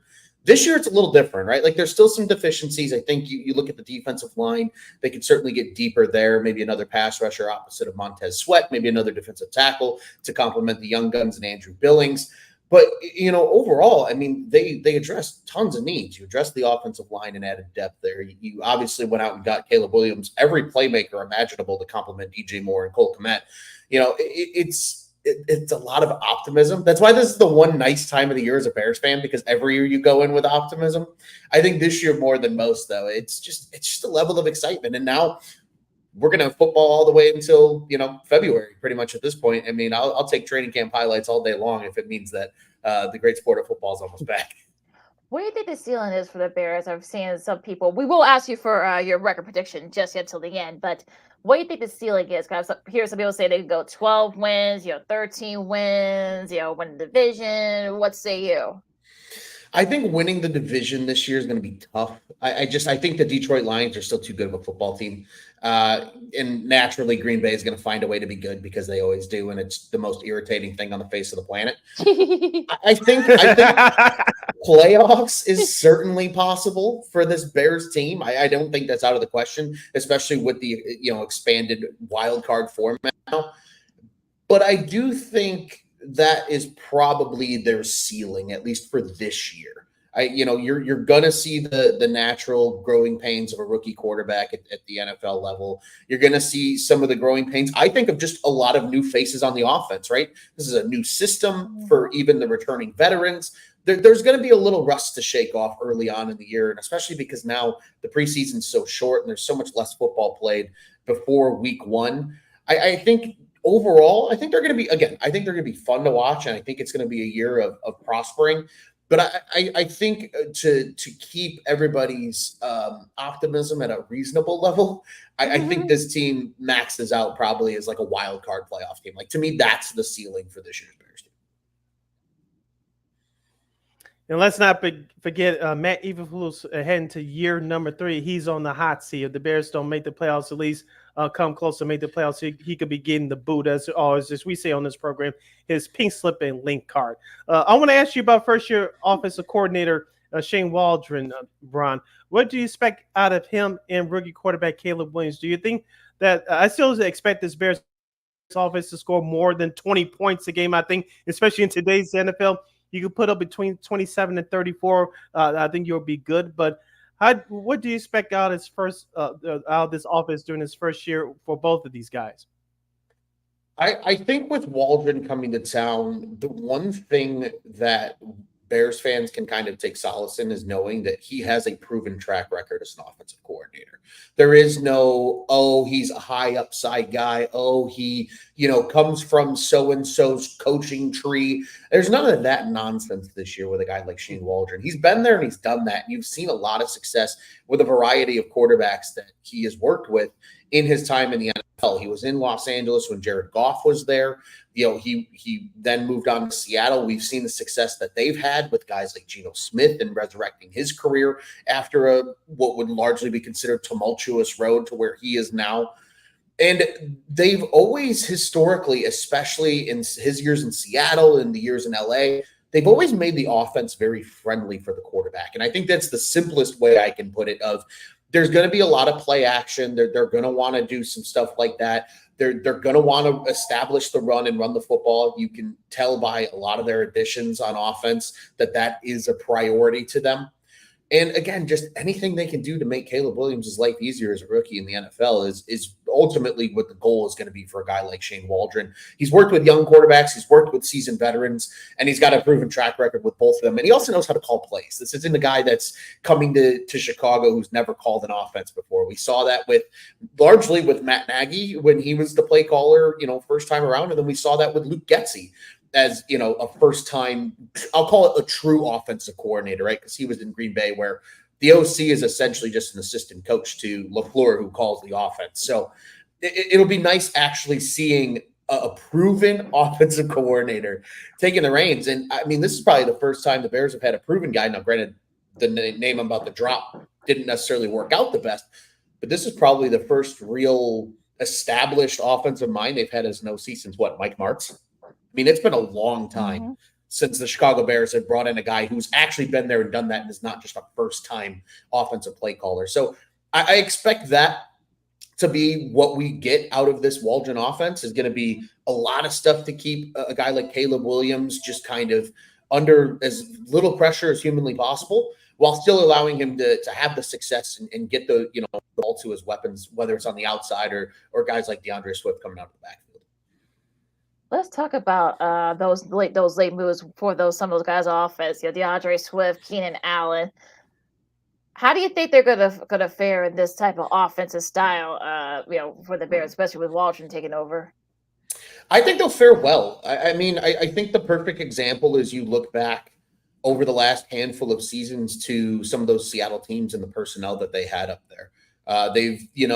They've used a lot of tight ends in recent years, but that was mostly to cover up a deficient offensive line in Seattle. But we've seen where, Tyler Lockett and DK Metcalf can both be largely successful. And, you see the running backs get involved in the offense quite often. You've seen the tight ends put up numbers. Obviously, I think Cole Kmet's a better tight end than guys like Noah Fant and some of the other guys, Will Dissly, that they had over there in Seattle. And I think even Rome Odunze as a rookie who, largely is going to probably play, mostly just when it's 3 receiver personnel, or if they want to give Allen's legs a break because he's an older vet, you'll see him a little bit, but I think there's enough in the offense that has been really on film, you could say, without really overcomplicating it here, that multiple receivers can kind of get their work in this offense and have been able to do that successfully over the course of time. And I mean, you can even take that a step further and look at like what Dave Canales did last year in Tampa, because Dave Canales was a disciple of that Seattle group and was under Waldron while he was the OC there in Seattle. So, they had success with Evans there and with Godwin, and Cade Otton had a really nice season from a tight end standpoint. And Rachaad White was a kind of a under the radar success story by a lot of measures as a running back.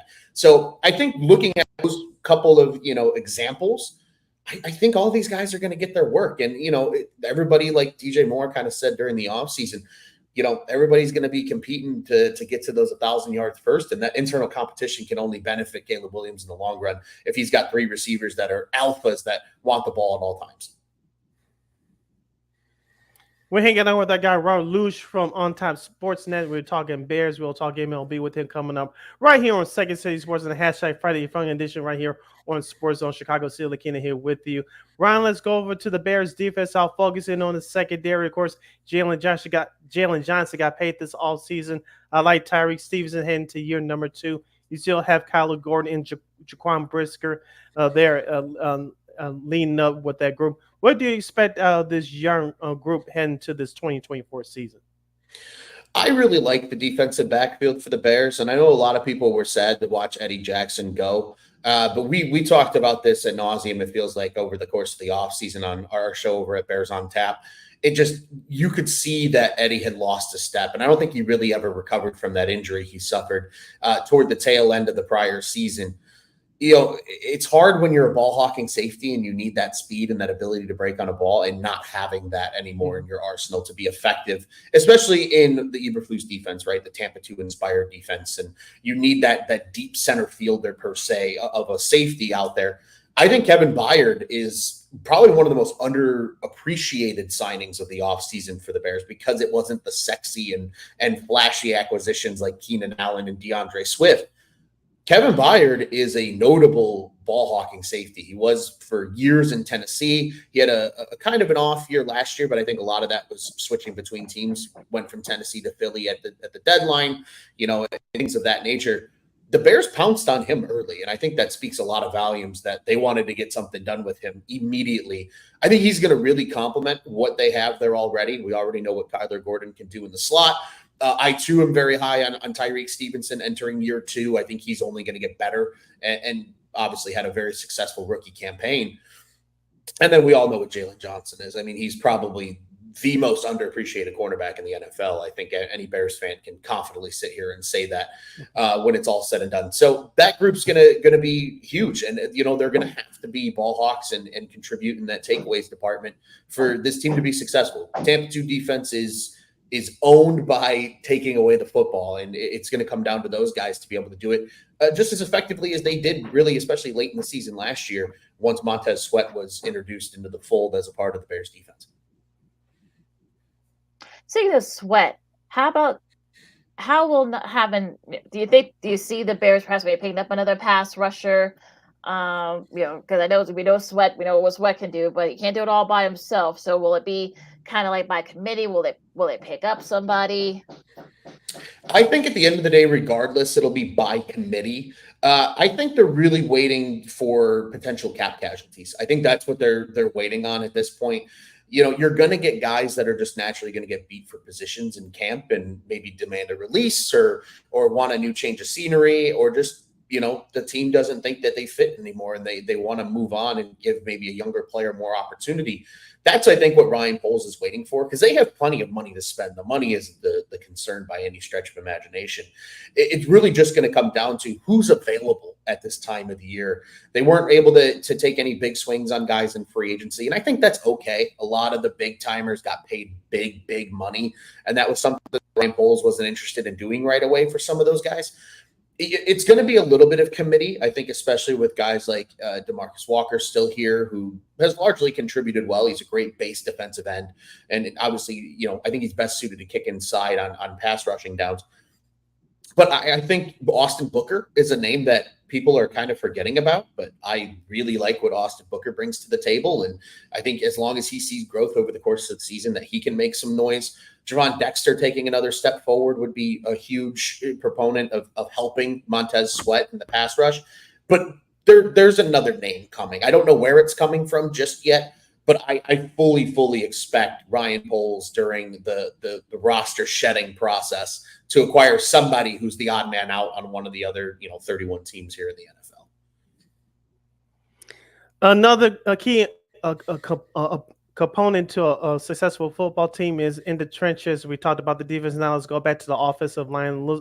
If you believe GM Ryan Poles in certain reports, Nate Davis, his spot could be up this year. He's competing for his spot. You have Darnell Wright from Tennessee going into the second year. Tevin Jenkins potentially is fighting for a contract this year.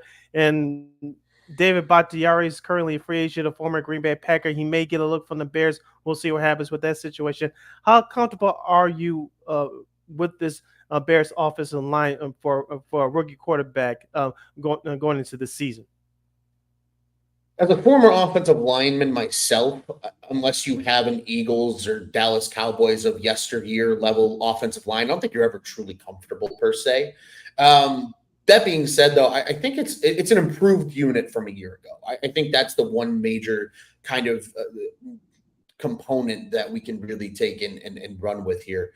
I think Braxton Jones is underappreciated. I really do. I know there's some deficiencies in the game. He's not perfect. He was a 5th-round draft pick. But I think what he's done in the NFL has been huge for the Bears, of what value he's been able to bring at that number. I think if there's a chance for the Bears to upgrade the left tackle position, maybe in the draft next year, I think they explore that option.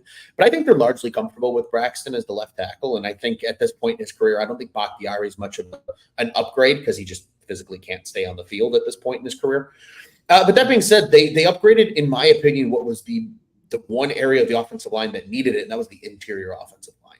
You acquired a true center in the form of the cat that came over from the Rams. His name is escaping me right now. But you brought in Ryan Bates, who's a guy that Ryan Poles liked 2 years ago and actually tried to sign away from the Bills before they matched the offer.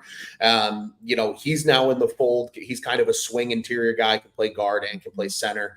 And then you still have, Tevin Jenkins, when he's on the field, is probably the best offensive lineman on that line outside of Darnell. Mm-hmm. He is just a menace in the trenches. I think Ryan Poles' maybe greatest decision he's made as GM in terms of just the guy moving positions was moving Jenkins inside from tackle to guard, because his tenacity and his kind of aggressiveness can really be unleashed at the guard spot.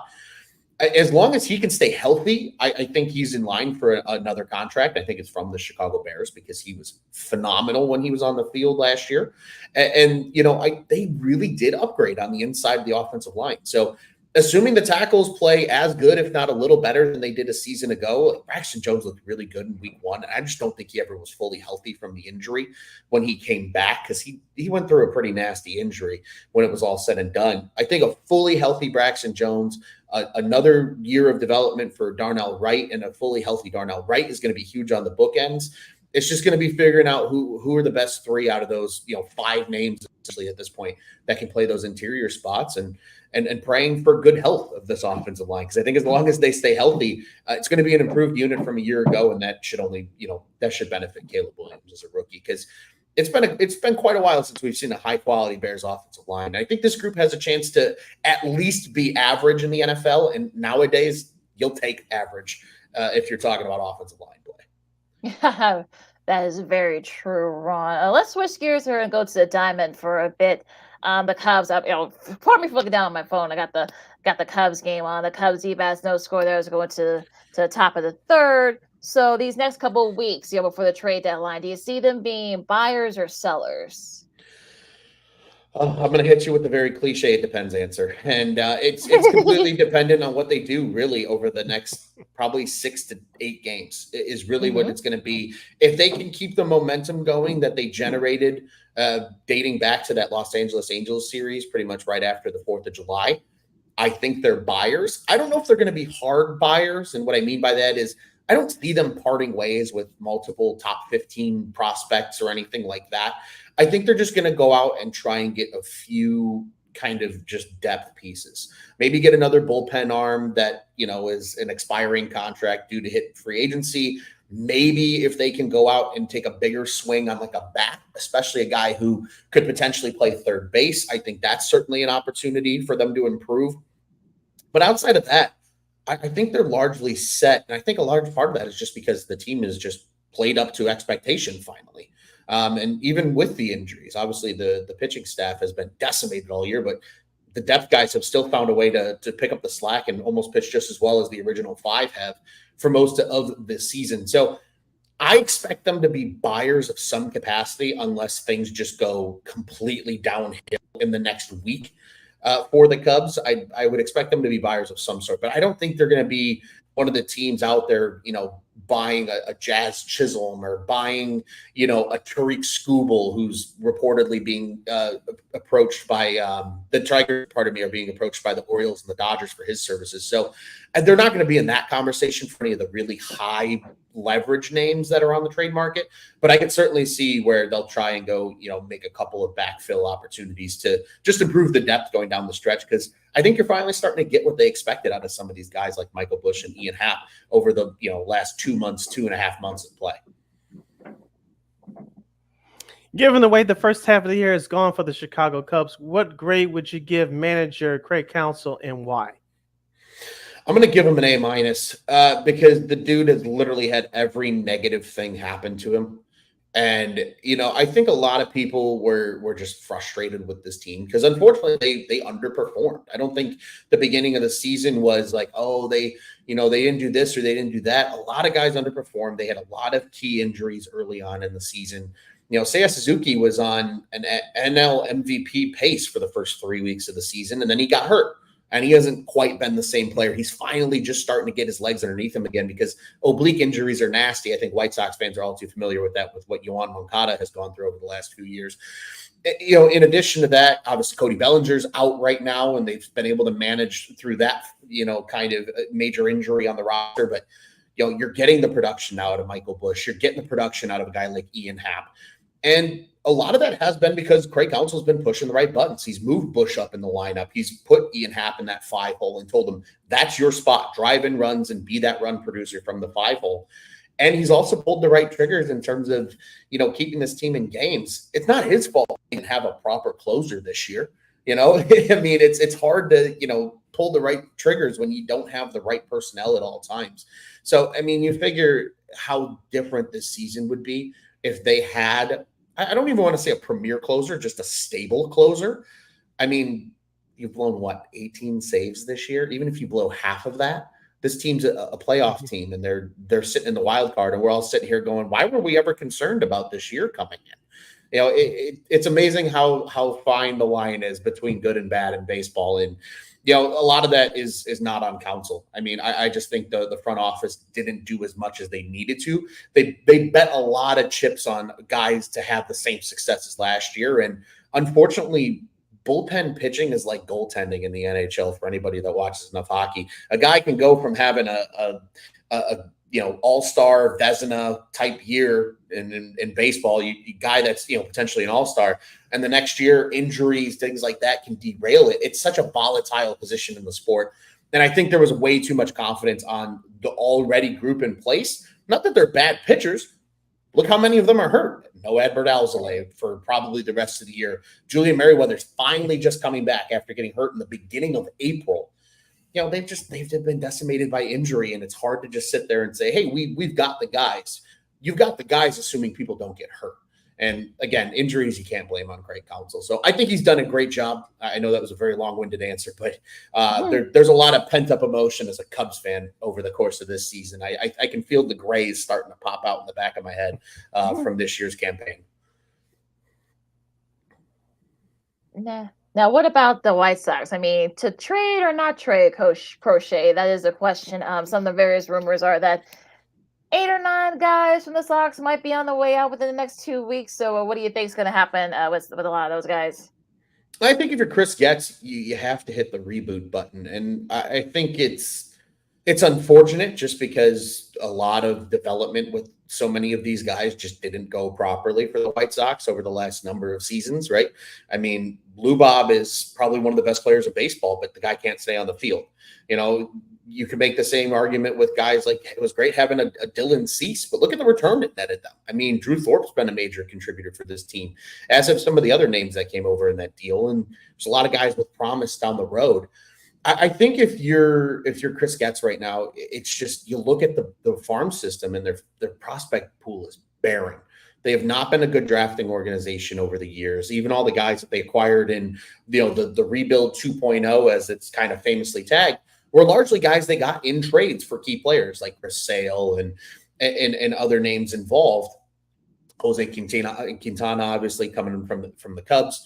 So I think right now they should look to sell. I think guys like Tommy Pham are going to be on other teams by the time the deadline comes and goes. Some of the bullpen pieces I think will be the same way. Maybe a starter like a Chris Flexen could be on his way out if somebody is just looking to improve their starting depth down the stretch. But I think when it comes to the big guns, I think it's okay to ask for too much.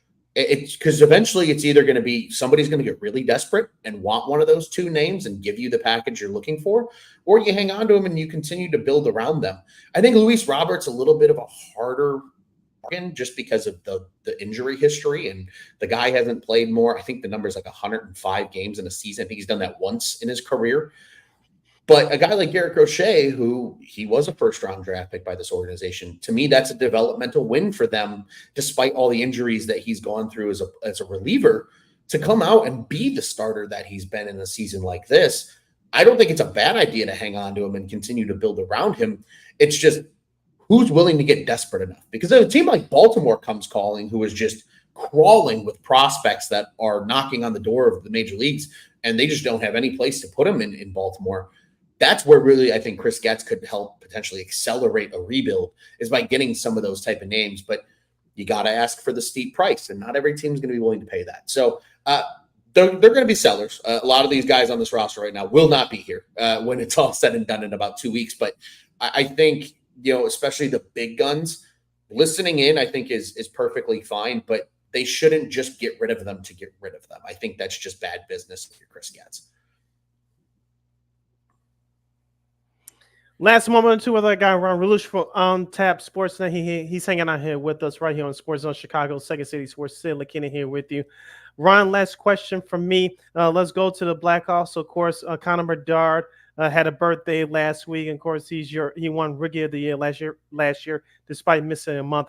I like the Blackhawks free agent signings. Me and Lakina talked about this. We knew that the Hawks GM Kyle Davidson was going to do is get better veterans to complement Bedard. Of course, you have Frank Nazar that came up at the end of last year, scored his first goal. It looks like he may be one of pieces moving forward here. But I heard some fans via social media, you can take it as you will, that they were saying playoffs. I was like, not so fast. I think they'll be better than they were last year. But I don't know if playoffs are ahead for this squad just yet.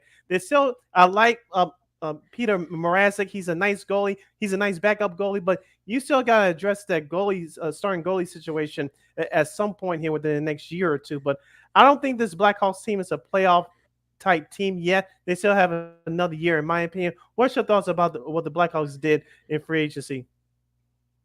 I love the group that they brought in free agency. That was my way of escaping the hell that the Cubs had put me through this summer, was dialing into the Blackhawks and their draft and free agency signings.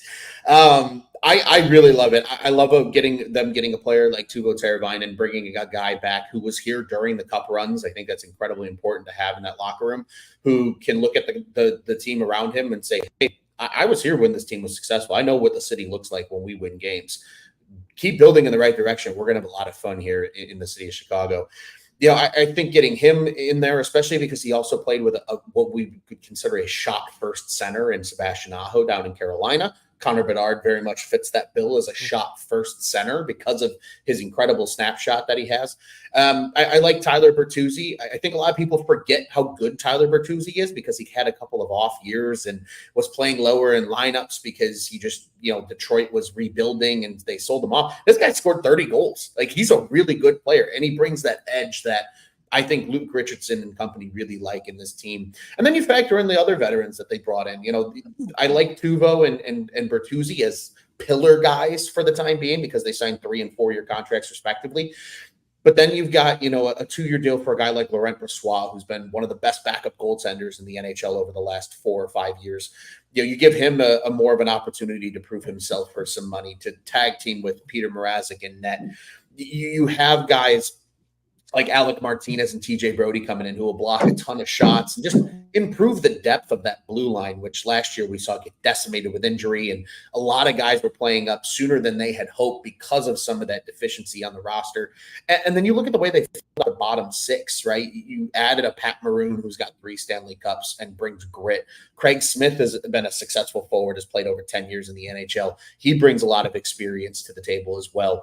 You continue even to look at guys like Ilya Mikheyev, who brings a lot of straight line speed and another big body. They did a lot of really good things to make this team better this year. And I think this team's going to surprise people.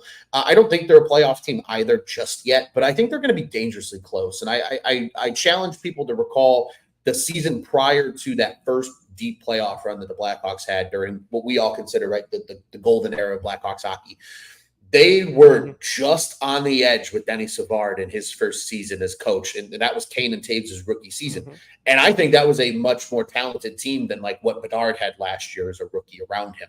You had Robert Lang, Martin Havlat was on that team. Obviously, Seabrook and Keith were already in place. Hobby Bulin was in net. They had a lot. Brian Campbell was there. Like, they already had a lot of really good names on the roster.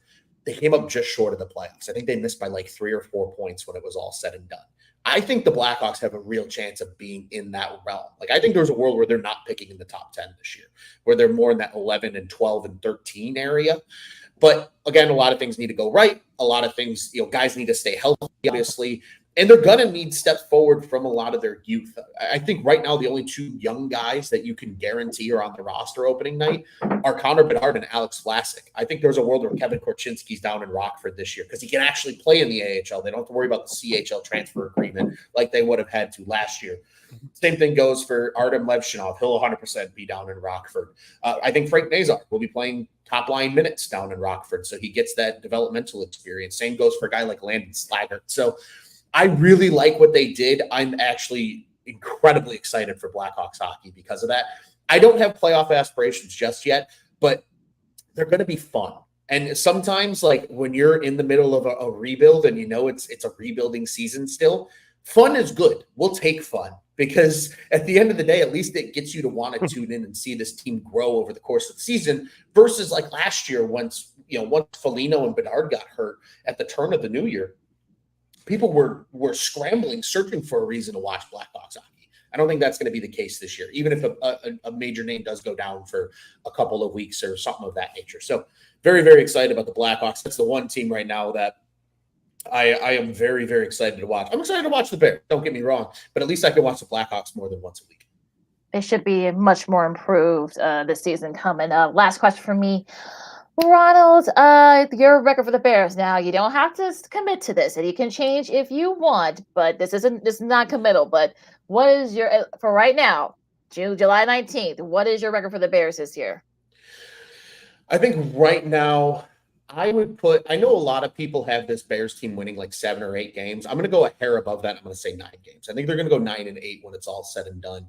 I think there's going to be a lot of games this year where there's like rookie moments out of either like Caleb Williams or just growing moments out of a younger defense where something's going to happen and it's like, ooh, that was kind of a tough loss. That was a bummer. Like, I don't think they're going to get the doors blown off them in any game by any stretch of imagination. They have a good enough schedule where there's going to be some tough games, right? I mean, just in the first few weeks of the season alone, you've got a near playoff team from a year ago in the Indianapolis Colts who should actually have their starting quarterback this year, assuming he doesn't get hurt. You have the Houston Texans in week 2 with CJ Stroud and that reloaded, defense, getting Danielle Hunter to complement Will Anderson, as well as obviously adding Stephon Diggs to what was already deemed a pretty strong receiving core by the end of the season. There's going to be a lot of challenges for this team early, and they do still play some really good teams. You got the Lions twice. You still got to deal with those pesky Green Bay Packers. So 9-8 is where I have them confidently going right now. And realistically, I think there is a world in the NFC where 9-8 does still get you in the playoffs. It might get you in as the last seed, but it might get you in the playoffs. I think I've seen a lot of people saying 10 wins, and I don't hate that. My gut tells me 9-8 is the magic number right now. Very good. That's all right. This has been Ron Lucia on Tap Sportsnet. Yep. This has been Ron Lucia of On Tap Sportsnet. You can follow him on social media on Twitter X. And Ron, where can people catch your work and your colleagues' work as well? Yeah, you can find us over at ontapsportsnet.com, at ontapsportsnet on the social. And all of our team-related accounts there as well. Just some of the teams that we talked about here today. Bears on Tap is at Bears on Tap, at Cubbies on Tap, at Sox on Tap, at Four Feathers Pod is our Blackhawks podcast, and we also have at Bulls on Tap as well, and plenty of other coverage. And you can find all that once again on tapsportsnet.com is where you can find us. And then you can find me personally. I am at Loose on Tap on the old socials. So Sid, Lakina, I appreciate you guys having me on, and once again, happy Friday to you guys. It's exciting. Football is almost here. Baseball's back after the All-Star break, and hockey and basketball are on the horizon. This is kind of the fun point this summer now, where we actually have something tangible to look forward to, and there is light at the end of the tunnel for fall sports. So I'm pretty excited. Thank goodness we can all agree on that. Thanks, Ron. Yes. Don't be a stranger. Let's not wait another year before you come on with us. Definitely. No, it sounds great. Thanks again for having me, guys. I appreciate it. All right, thanks, Ron. Continue the great work. Thank you. All right, Thank Ron, you. much continued success and keep up the great work. Appreciate it. You guys have a good one. All right. You too. That was Ron. All right, that was Ron Luce for On Tap Sports. great conversation as always with him. So yeah, Sid, let's get going here. Yep. You can find yours truly on the Twitter, X, and the IG at SidKid80. Once again, it's SidKid80. That's SIDKID80. That's SIDKID80. You can follow my Kingdom McGee on the Twitter, X, and Kiddo again the IG. Be sure to download that Sports Zone Chicago app wherever you get your apps. Please follow Sports Zone Chicago on all social media platforms: Facebook, Twitter, X, Instagram, and YouTube. Please subscribe to our podcast. We are located at War Media Podcast. That's WARR Media, PODCASTS. We are on all podcast platforms, including the iHeartRadio app. And while you're at it, please give War Media a follow at WARR Media on all social media platforms. And thank you very much in advance for your support. Like, share, subscribe, and tell your friends. Be sure to catch Second City Sports live in living color every Monday, every Friday from noon to 2 p.m. Central Standard Time, right here on Sports Zone Chicago. One more again, as the kids would say. Catch Second City Sports live in living color every Monday, every Friday from noon to 2 p.m. Central Standard Time, right here on Sports Zone Chicago. And of course, you can catch Sports Zone Chicago anytime, anywhere on Roku TV. Where you're not watching baseball, live baseball. Of course, you can catch our show, Sean and Maya, the Smoke Fellas, and so much. What's Up, Cuz, and so much more. Of course, catch old episodes of our shows anytime, anywhere on Roku TV. And you know we will provide.